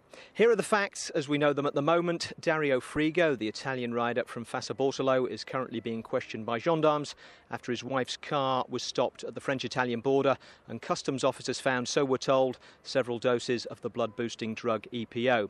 Now, we should underline that Frigo hasn't so far been found guilty of anything, but under the Tour's rules, any rider who's even involved in a doping investigation is instantly ineligible to ride. And in any case, Frigo has somewhat forfeited his right to the presumption of innocence, having been thrown off the 2001 Giro d'Italia for a similar offence. Now, at the start this morning in Courchevel, Christian Prudhomme, the race director, spoke to the media. Si c'est avéré, si effectivement les produits pharmaceutiques qui ont été trouvés sont des produits interdits, il faut que M. Frigo ne puisse plus revenir dans les pelotons. La suspicion dure depuis trop longtemps. Et pour l'avenir du vélo, il faut qu'on puisse enfin dire qu'il y a plein de gens bien, qu'il y a plein de coureurs bien, il y a plein de gars qui font un métier très beau et très difficile et qui le font honnêtement. Et pour ça, il faut définitivement châtier tous ceux qui trichent. Si, encore une fois, les produits trouvés sont des produits interdits. Oui, c'est ce que disait aussi Jean-Marie Leblanc ce matin, effectivement. Le Tour se serait bien passé d'une affaire comme celle-ci, mais elle existe, donc il faut faire avec. Écoutez, il y a tout un arsenal pour lutter contre le dopage qui est le fléau du sport d'une manière générale. On a vu aux Jeux d'Athènes l'année dernière que ça ne concernait pas que le cyclisme, ça concerne tous les sports et pas seulement le haut niveau, certainement, hélas. Mais la police est aussi un des moyens de traquer les tricheurs, de traquer les tricheurs. Il faut les mettre hors d'état de nuire. S'il y a encore des gens qui trichent, et il y en a hélas encore, il faut tout faire pour qu'ils ne trichent plus. Voilà.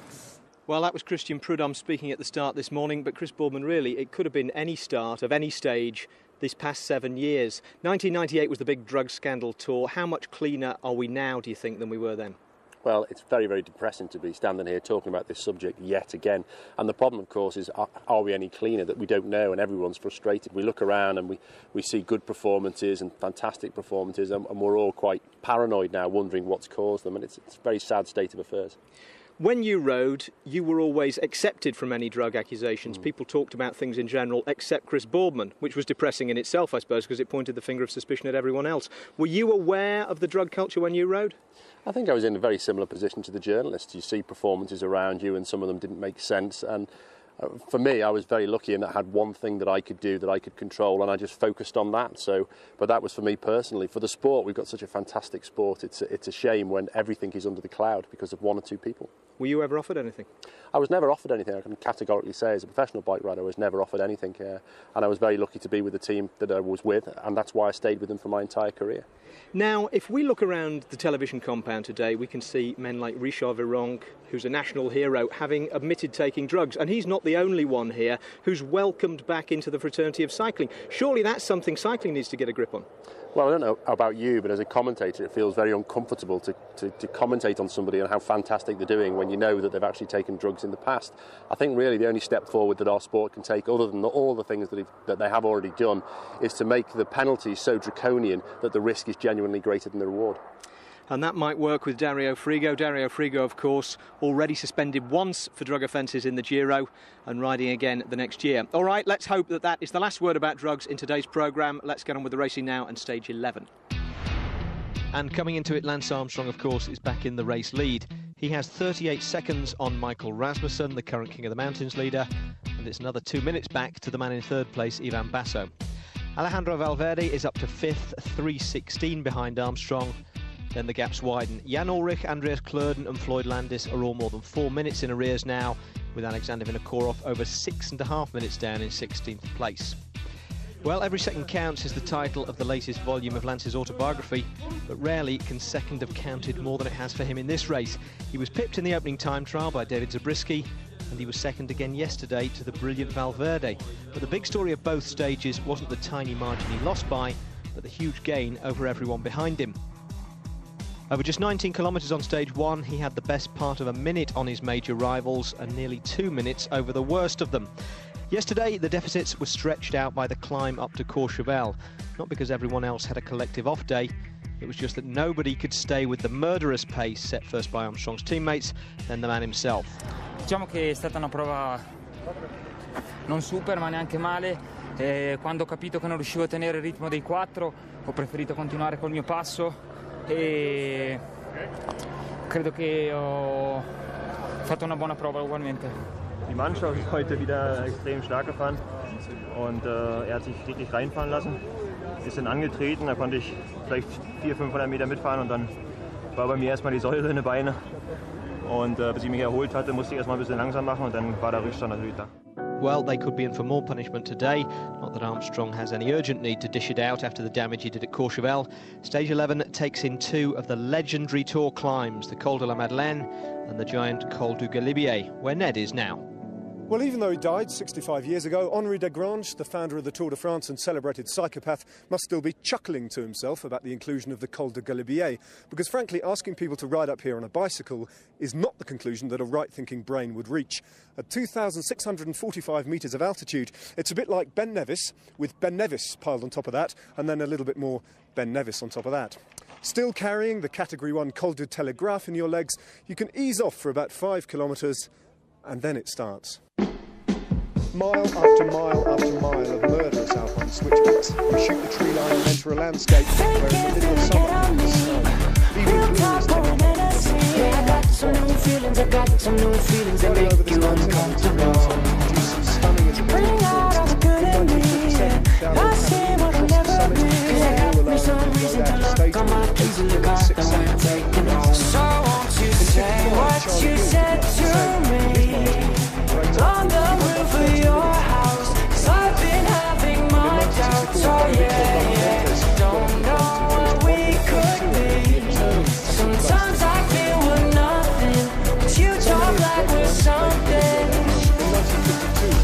Cause now we're giving it a try. I like the way you describe it to people who won't go quiet.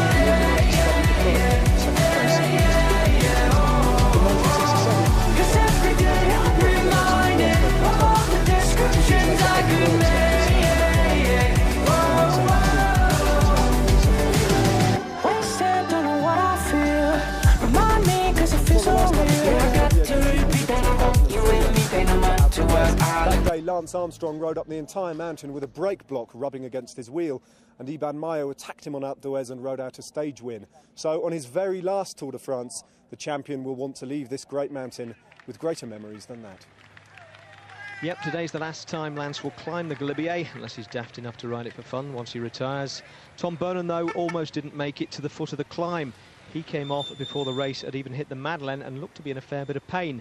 But you can't win the sprinter's jersey if you don't suffer over the mountains, and he got back on and prepared for the longer, more drawn-out pain to come.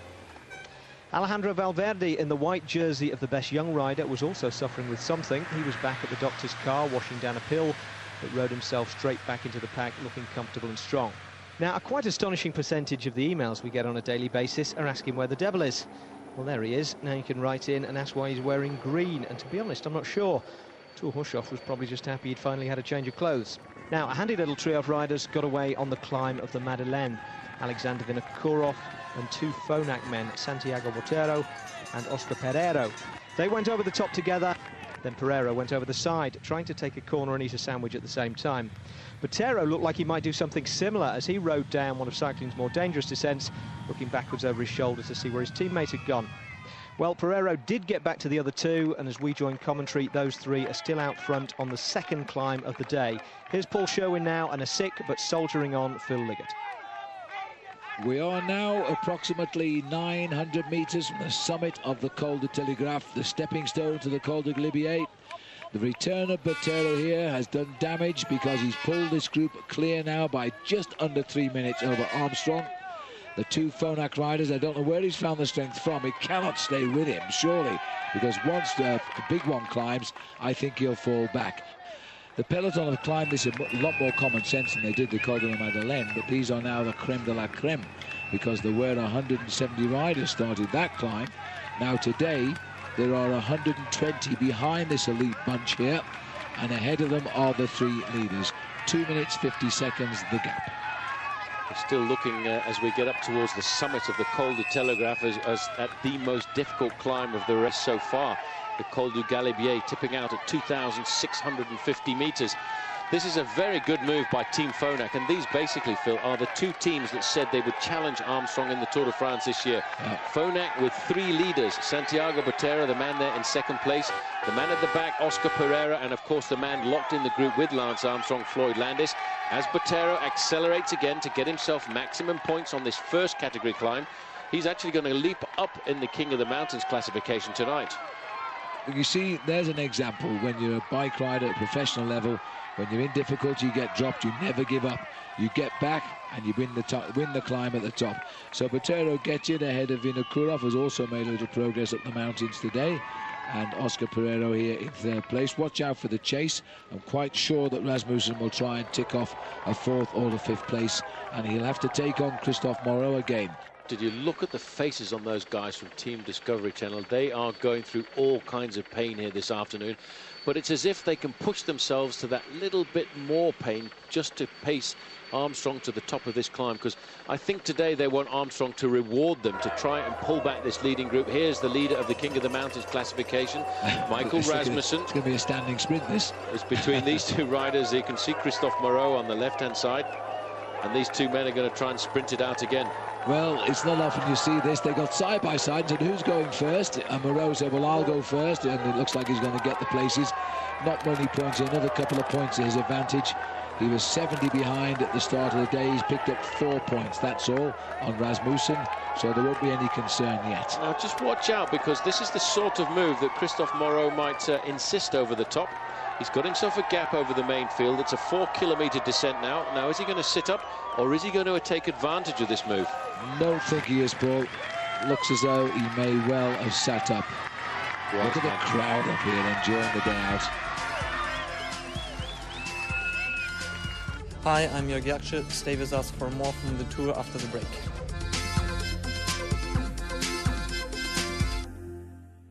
The Tour de France on ITV, sponsored by Michelob Ultra.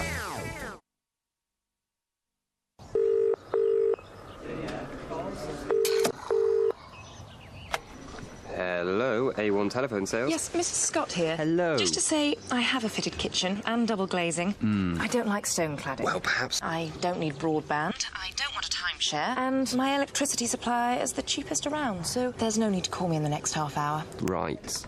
Nothing should come between you and Kenko Capio Iced Cappuccino, now also available in deliciously indulgent mocha. This woman is helping to end child abuse. She hasn't written a new thesis on behaviorism. She isn't a cognitive therapist. The solution just came to her at work.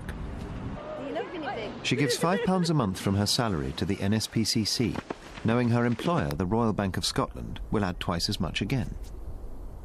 Can you and your employer make it happen for the NSPCC?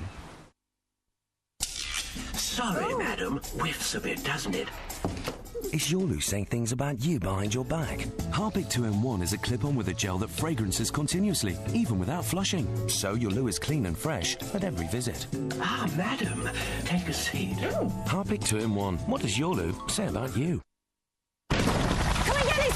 27 days a year on regular army pay. Interested? Go to ta.mod.uk for your free TA guide.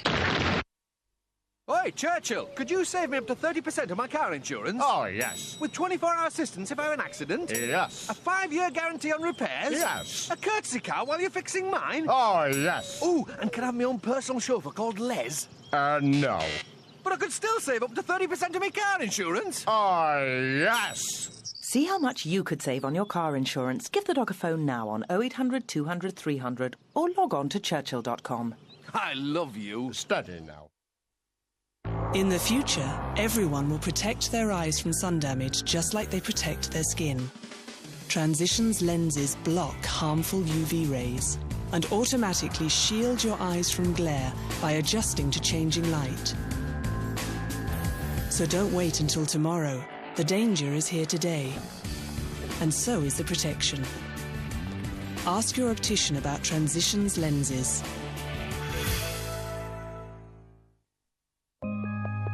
It's frustrating going round in circles. That's why, as an O2 business customer, you only have to make one call to one person, and they'll take care of your query. O2, a world that revolves around you. At B&Q, do more with your kitchen for less than you thought possible.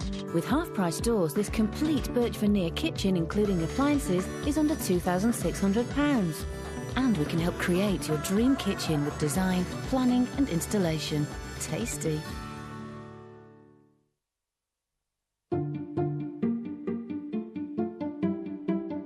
A car says a lot about you. So, speak for yourself. The 2005 Hyundai Coupe from 14,795 to 19,795, now with free insurance. Hyundai, a car first, a badge second. Le Tour de France on ITV, sponsored by Michelob Ultra.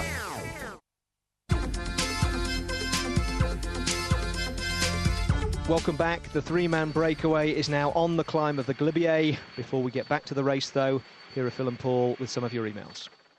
Just time to fit a couple in, if my voice holds up. From Rob here, what does the team do for you on a mountain climb? Surely once you're on a climb, drafting off, your team is not so important. Well, in fact, Rob, we saw how the Discovery Channel yesterday were riding totally for Lance Armstrong. They did stay on the front, they lifted the pace, and it was their pacemaking that destroyed many of the riders, Paul, before Lance attacked. Absolutely, but Rob is actually quite right. The drafting effect is not that important on the mountains, but having a teammate alongside you is a big psychological help, as we saw with Lance Armstrong and Jaroslav Popovic. Armstrong went to Popovic and said, lift up the pace, and he used that as a platform to actually attack. And that's why it's good to have a big, strong team in the mountain stages. And Lance has certainly got that. If they were riding on different teams, you know, they might be Tour winners in their own right. Tim Brooks in Plymouth. This year, all riders are wearing helmets. Is this a rule, or are they wearing them by choice? It is now a rule, actually, and many of them wouldn't wear helmets if they had a choice. Tell us about the rule, Paul. Well, the rule has actually changed only in the last 12 months because of the advent of the Pro Tour. The Pro Tour says that riders have to wear their helmets on every stage, even if it's a mountaintop finish. And I know that the majority of the feeling in the main field is the riders would be very happy to take them off on a mountaintop finish. They're quite uncomfortable when you're in hot days on the high mountains, which is the stage like today. So let's get back to the action. The field here being led, as always, by Team Discovery. Nobody has got back, by the way, after the short descent of the Col de Telegraph.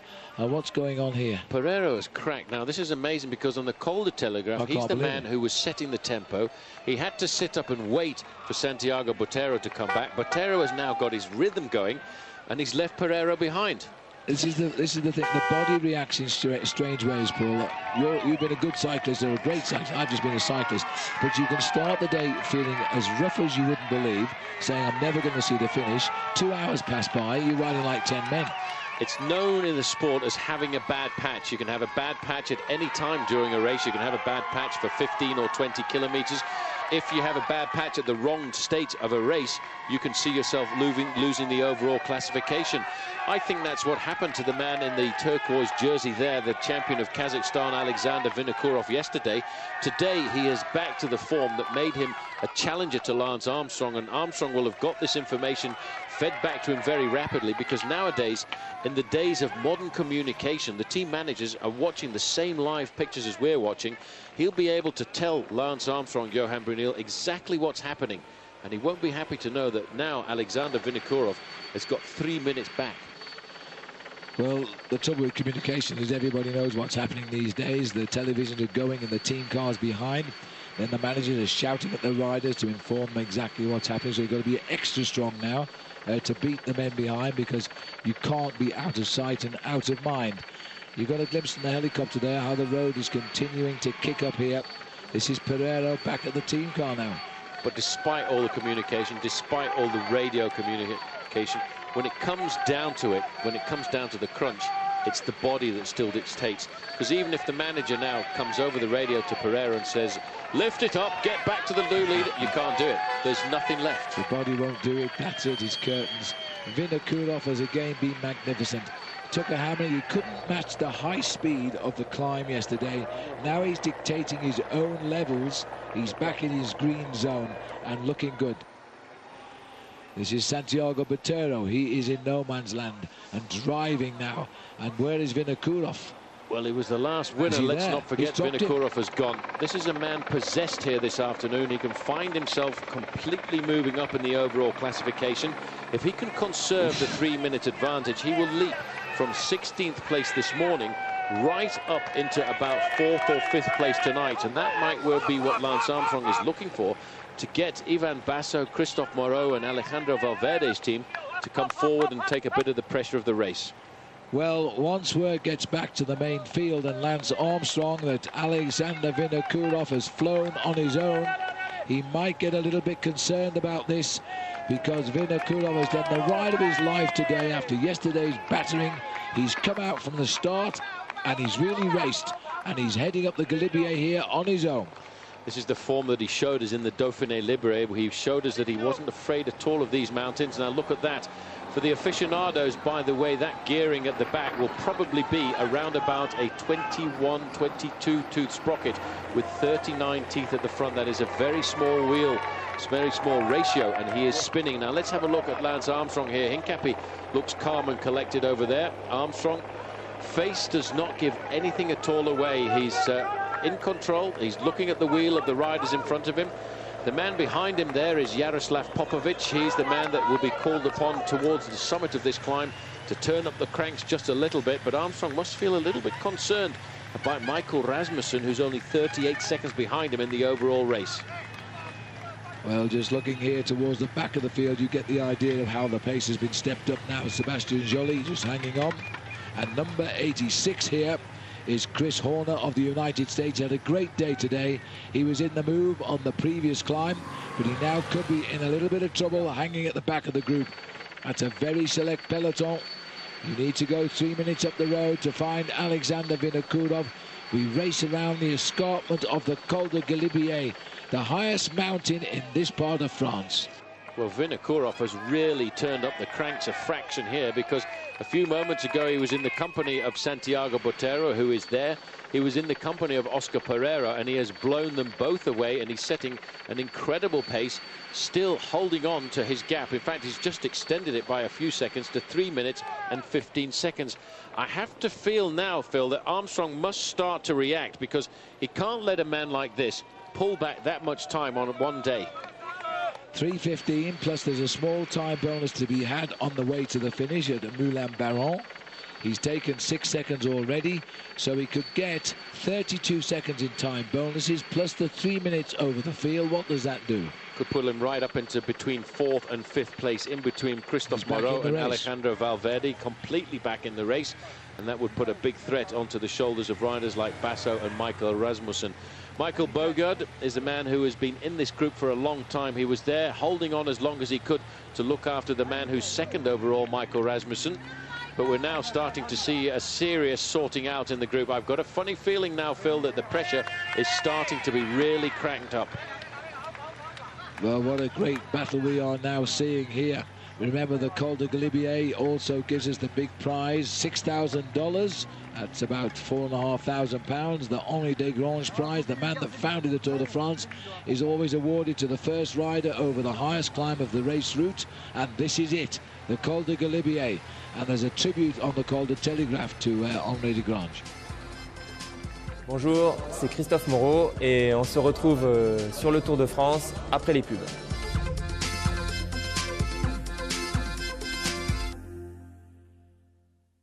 The Tour de France on ITV, sponsored by Michelob Ultra.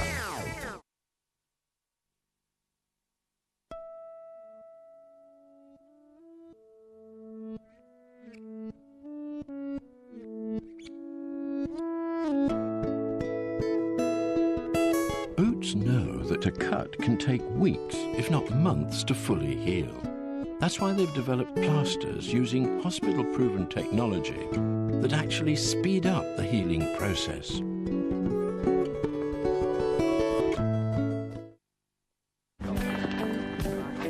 Next Wednesday we start flamenco. Okay, Dad.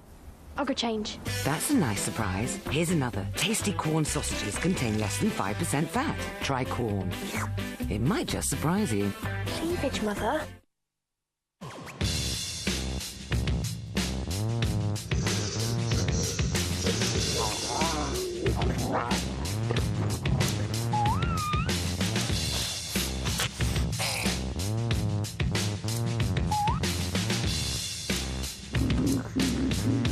Flat, damaged or greasy hair? There's an answer to every problem. Wash out your hair monsters with Sunsilk, as recommended in Glamour. My sensitive teeth are running my life. Simple things like coffee or ice cream were so painful. I asked my dentist what I could do about it. He suggested I try sensitive toothpaste. I switched to Colgate Sensitive. What a difference. It really works. Colgate Sensitive starts working immediately, targeting the source of the pain for unbeatable pain relief that's clinically proven. My dentist was right. I don't feel it anymore. I forget I have sensitive teeth. I even had ice cream yesterday. Colgate Sensitive. Everyday protection for sensitive teeth. Ask your dentist. So what's it all about? Do you really want to know? Do you want to get hard? Do you just want to take it all and go? Broadband, a phone line and digital TV, all for just £30 a month. With a deal this good, you just have to tell everyone. Call 0800 953 0472 to get broadband, a phone line and digital TV for £30 a month. 3 for 30 from Telewest Broadband. Altogether better value. At B&Q, do more with your kitchen for less than you thought possible. With half-price doors, this complete birch veneer kitchen, including appliances, is under £2,600. And we can help create your dream kitchen with design, planning and installation. Tasty.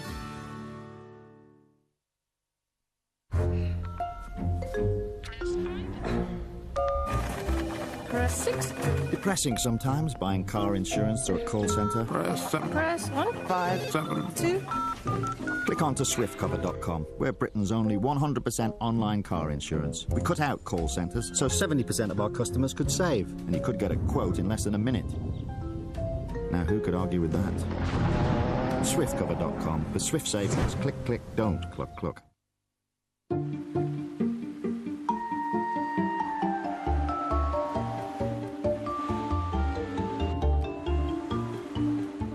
The Hyundai Get now starts at $5,995. That's £1,000 off, which you can save for a rainy day. Hyundai, a car first, a badge second. Le Tour de France on ITV, sponsored by Michelob Ultra.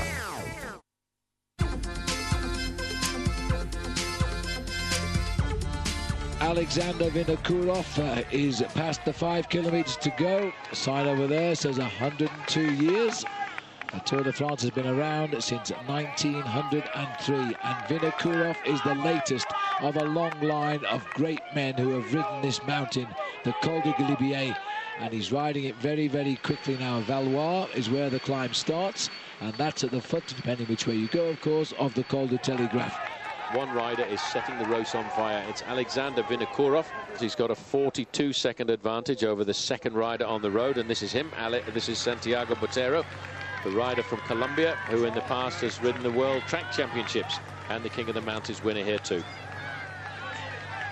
That little group down there now, Paul, is getting to be very, very select indeed. 3, 6, 9, 12, 15, about 17 riders, and 4 of them are on the same team, Discovery. Discovery Channel have certainly bounced back from what happened to them on the slopes of the Col de Schlucht on the road down into Gérardmer last Saturday.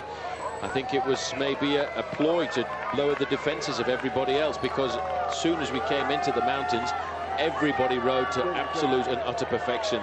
Hincapie here is the man of April, the man of March, the man of the one-day classics in the north of France, the races where the weather is disgusting, the roads are terrible, but here he knows how to excel himself on the roads of the Tour de France and become a climber for his team leader. There's Eddie Mazzolini at the back in the blue jersey of Team Lampre. Levi Leipheimer looking comfortable. 31 is Francisco Mancebo. 42.5 kilometres left to ride. We are getting closer to the top. What a prize this will be, apart from the fact it will earn him quite a lot of money for topping the highest climb of the Tour de France. 6,000 American dollars is the first prize today on top of this mountain. They're not thinking money, they are thinking of glory. These boys, professional cyclists, frankly, never look at the prize list. The most important thing, as you say, is the legends. That's what the Tour de France is about. The Alps and the Pyrenees create legends of our sport, and we're seeing a legendary ride by Alexander Vinokourov here this afternoon. He is probably the only man from T-Mobile who has bounced back and come out with an aggressive attitude. Well, this will go a long way to heal the wound after the team was severely criticised by their manager, Walter Godefroot, who said, "My team is no good." And, well, he selected it, so he's got to take some of the blame, I suppose. But to say that in the press about your team, it takes a bit of swallowing. There is the zigzags to the top of the Col de Galibier. Normally, the barren rock is covered in snow for most of the year. We should still see a lot of it around as we go down. We should see a fair amount of it down. In that year, in 2003, by the way, when Alexander Vinokourov won that stage into Gap, he went on to finish in 3rd place overall. Well, this has been a climb and a half for him, because they started with about 2:45 the Gap. It's now 2:59. It went out to 3 1/4. Vinokourov is riding superbly, but they don't want to push him. He'll get a penalty for that. The amazing thing about the sport of professional cycling is the fans definitely turn out from all of the different nations. We've seen Danes, we've seen Americans, we've seen the French and the Belgians and the Germans at the side of the road. But they encourage each and every one of these riders, because most of them know what sort of pain they're going through. There's a Kazakhstan flag at the side of the road. It's the first one I've seen, Paul. The flag of Kazakhstan. It has a bright yellow sun in the middle of that turquoise flag, and that'll give him some support now. It will give him some support now, because he's probably carrying the hopes of a nation on his shoulders as he gets slowly but surely to the summit of this climb. Unfortunately, though, once he gets to the top of the climb, he's still got 40 kilometres to go to the finish.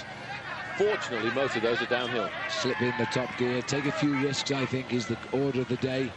and he should do 40 kilometres, which is 25 miles, in probably around 40 minutes today. He will hammer down the slopes of this climb away from the Galibier. He goes down to the top of the Col de Lautaret, and then it's a very fast descent. Not such a technical descent once he gets to the Lautaret, where he'll be able to touch speeds of pretty close to 70 or 80 kilometres an hour. Just over 1 kilometre remains of the climb of the Col de Galibier. He's going to win the prize. He's going to be first over the top. Botero was with him at the bottom. So too was Pereiro. They got dispatched. These are the determined riders now of Discovery, while all of the others still follow Lance Armstrong. He hasn't made a move, but there's going to be one terrific chase once we get over this mountain. It'll be a huge chase, and I wonder if Alejandro Valverde will get his teammates up to the front. He's got Francisco Mancebo in the group, because if they could ever bring back this man, Valverde would be the great man to take out the sprint. 2 stage wins back-to-back, but they're going to have to do something extraordinary special to catch this man from Kazakhstan. He's looking now. There it is. There's the banner which indicates 1 kilometre to go. 1,000 metres to top the climb. He'll be profiting by the tune of $6,000 extra. That's a bonus plus the prize as well. He'll do very well for the team, but he's more thinking now of doing very well for himself. He's got 40 kilometres downhill. The hill has eased a little bit here, and still they paint the flags of Norway on the rocks, although it's actually a big flag. As Vinokurov of Kazakhstan, the champion of his country, for the first time in his career. He's only ever won 1 stage of the Tour de France in his life. He's finished 3rd overall to Lance Armstrong. Armstrong has always said how worried he was about this rider, but yesterday I believe Armstrong must have thought he'd finished him off.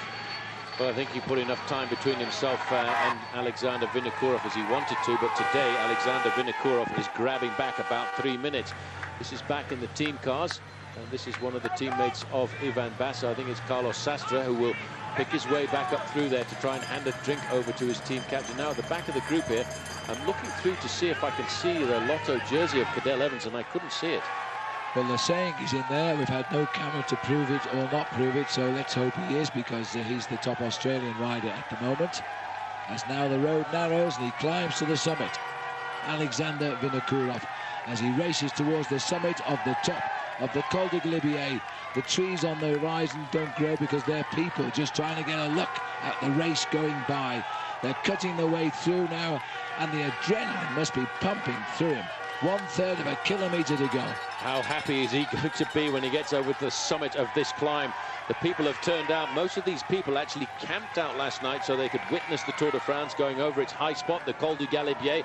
And this man, who started off his life in a French team, Team Casino, a little shake of the hands there. He knows he's got himself to the summit, but I wonder if he knows just how close behind him Santiago Botero is. He might, but he's over the top, first place, and he wins the Henri Grand special prize of the year for the highest spot of the Tour de France.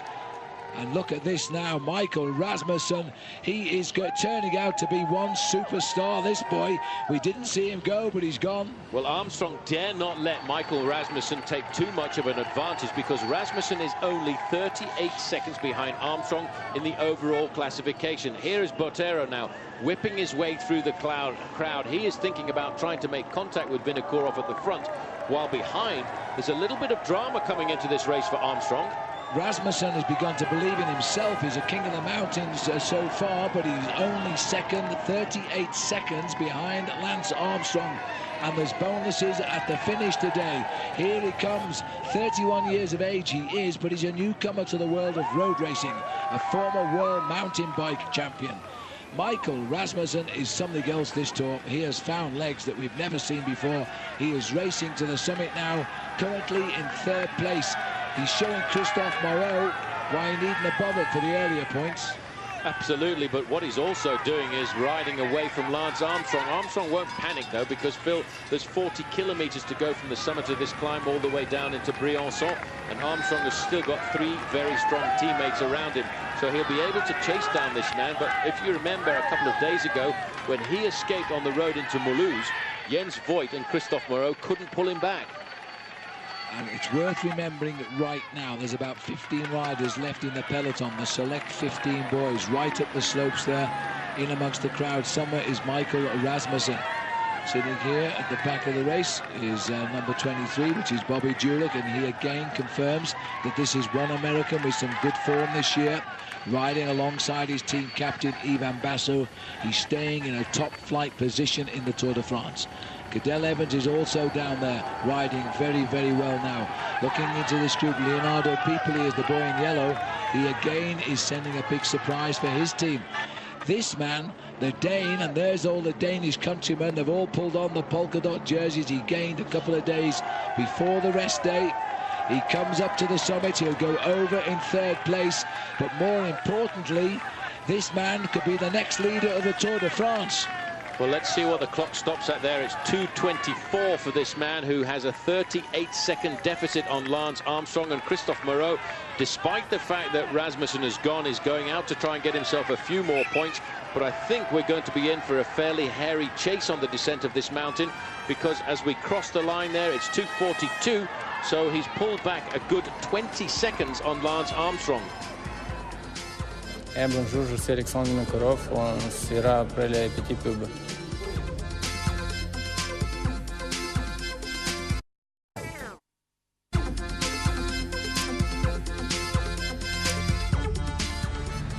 Botero will see occasionally Alexander Vinokourov. We'll see him, he nearly caught him. There he is.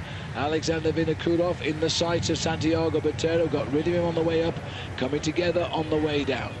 Well, he wiped out 45 seconds there very rapidly, and he did it at exactly the right time, because he's just now coming into the summit of the Col du Lautaret. If you were to turn right there, you would head across to Grenoble. If you turn left as rapidly as Santiago Botero did, you're heading straight down now to Briançon.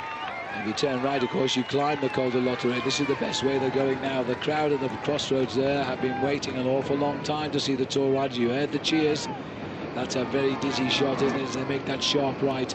This is a big road now as they race down into Briançon. Then they go almost bypass the town and circle back into it. And there's a huge crowd waiting for them. It's not our regular finish in Briançon. We very often finish uphill. This is a flat finish. As we look back here, there's Oscar Sevilla coming up. You can see these. There's Roberto Heras coming up as well. Way down. You can see these riders putting the newspaper up the front of their jerseys. Well, newspapers are made out of wood, and wood is one of the best conductors in the world, and it actually stops the cold going through these very light jerseys the riders wear in these mountain stages.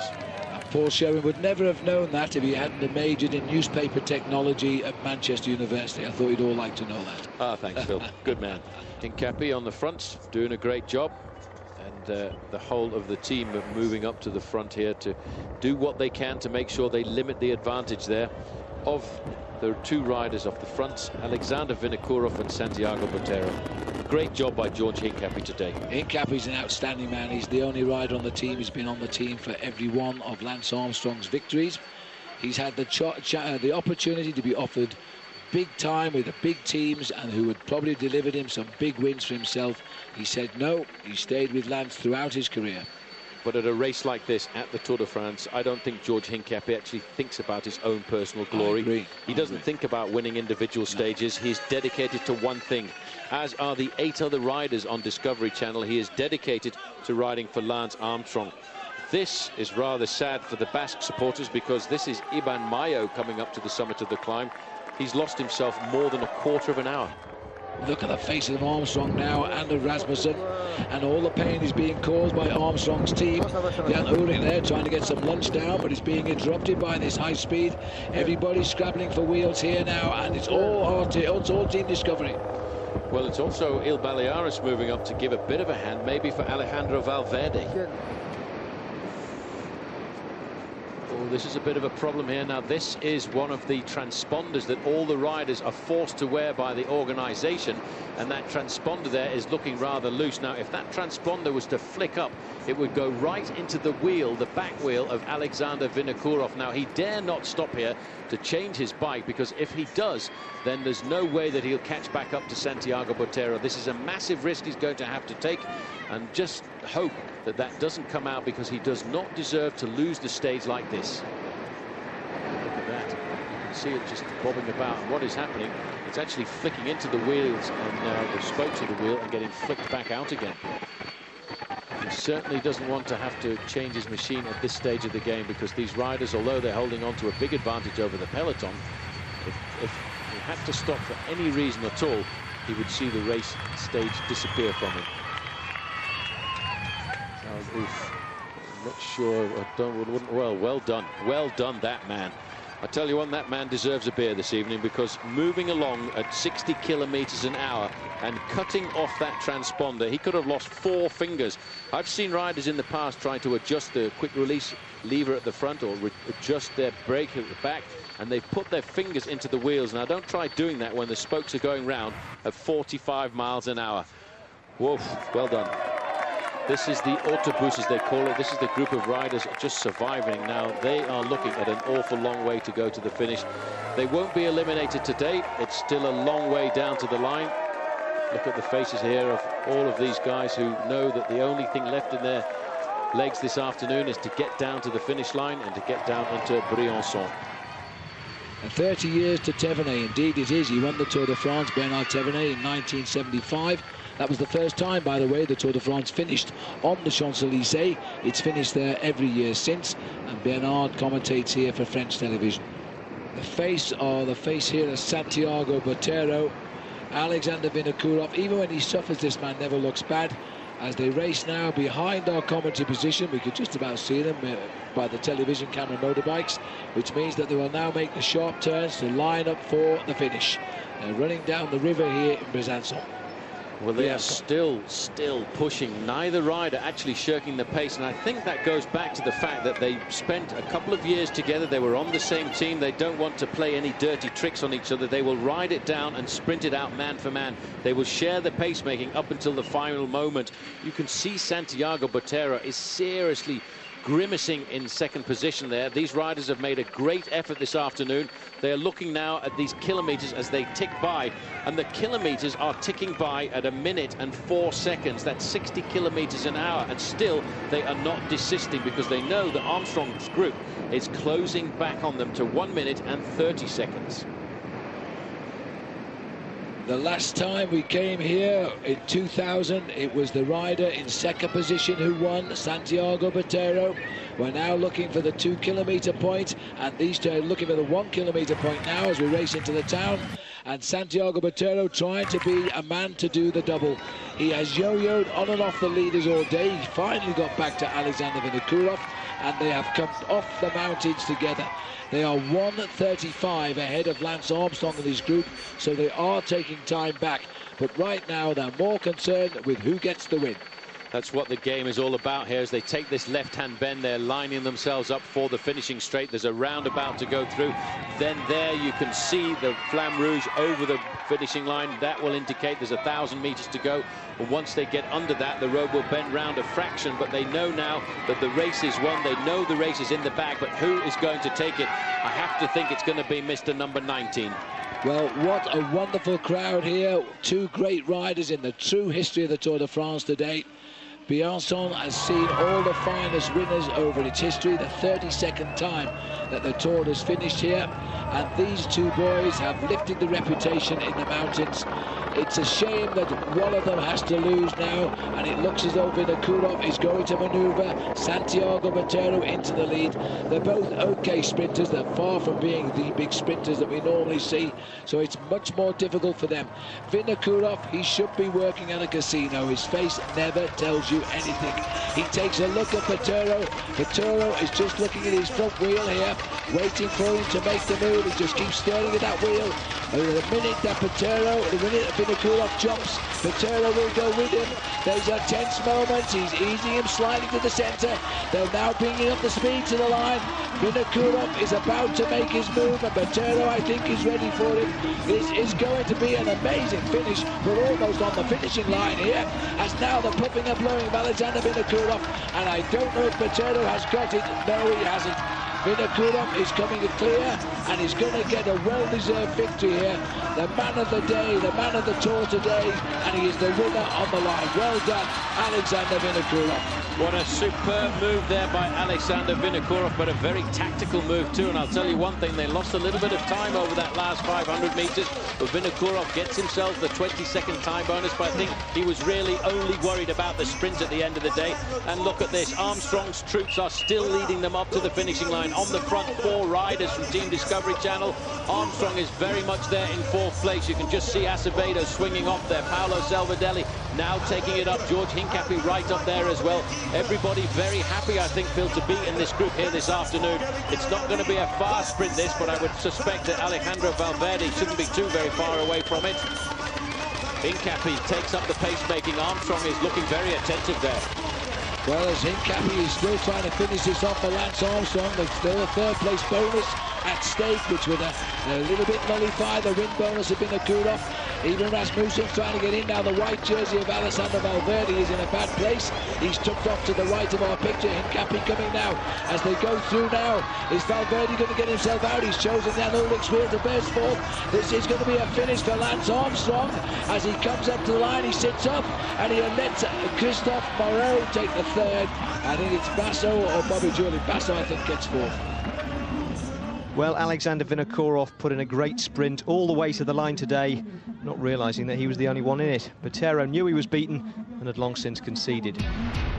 In fact, there was enough of a gap that the commissaires put in a time split between them, and with the bonuses he gained along the way, Vinokourov ended up with 1:45 over Armstrong and the chasing group, which included Ullrich, Klurden, Basso and the rest. Well, Vino scored a hat-trick today, stage winner, Combativité prize for the most aggressive rider, and €5,000 in the Souvenir Henri de Grange for being first over the Galibier. A good day's work, albeit a day late when Armstrong could afford to let it go. Oui, c'est vrai, mais bon, j'étais pas les bons jours hier. J'ai dit que je vais attaquer aujourd'hui. Surtout, je les donne peut-être le moral à l'équipe de mobile pour attaquer dans les Pyrénées. Et Vino, vous étiez avec Santiago Botero, vous le connaissez très bien. J'imagine que vous savez que vous allez gagner l'étape comme vous étiez avec lui cet après-midi. Bon, tu sais jamais sûr, mais bon, je savais que je suis un peu plus fort dans le sprint que lui. J'ai dit je vais les tenter maximum pour gagner cette étape. Behind Vino, in fact behind pretty much everyone, was a very large autobus today, and in it Tom Burnham and Robbie McEwen. Not in that group though was yesterday's yellow jersey Jens Voigt. He came in alone and in a bit of a state, nearly 47 minutes down. Sadly for him and for the rest of us actually, because he's such a great bloke, that was outside the elimination time, so Jens Voigt is out of the Tour, and so is Kevin Hulsmans of Quick Step, who was another 45 seconds behind him. Now, there are a couple of changes to report in the general classification. You saw Christophe Moreau beat the Discovery boys in the sprint for 3rd place, and the bonus seconds he picked up there move him ahead of Ivan Basso into 3rd overall. Santiago Botero has moved into the top 6. The time gaps to Ullrich, Klurden and Landis remain the same, but Vinokourov is now up to 12th, 4:47 behind Armstrong. The way your team has transformed itself, quite extraordinary. How do you explain that since Saturday and the way they've been riding the last 2 days? You know, Saturday, I mean, a lot of people talked about Saturday and the disappointment that we saw. But Saturday is very different than what we see now. And I think the boys were caught by surprise then. I think we were too confident. We probably worked too much in the first week. But these climbs that we're doing now are very different than the climbs we did on Saturday. And on the contrary, I mean, all of the questions that say, how can the team turn around so quickly? We could also ask the same questions about the people that were in the front on Saturday. Why aren't they on the front now? So I think the boys were so focused on getting through the first week and then getting to the Alps. All of a sudden, this day popped up in the middle that was a lot harder than they expected. And they were caught off guard, and guard was down, and they got popped, and it happened. It wasn't pretty. I didn't like it. Nobody liked it, but they're pros. I mean, they're all champs, and they were more upset than I was or Johan was, and you should have seen their faces that night. They were clearly disappointed.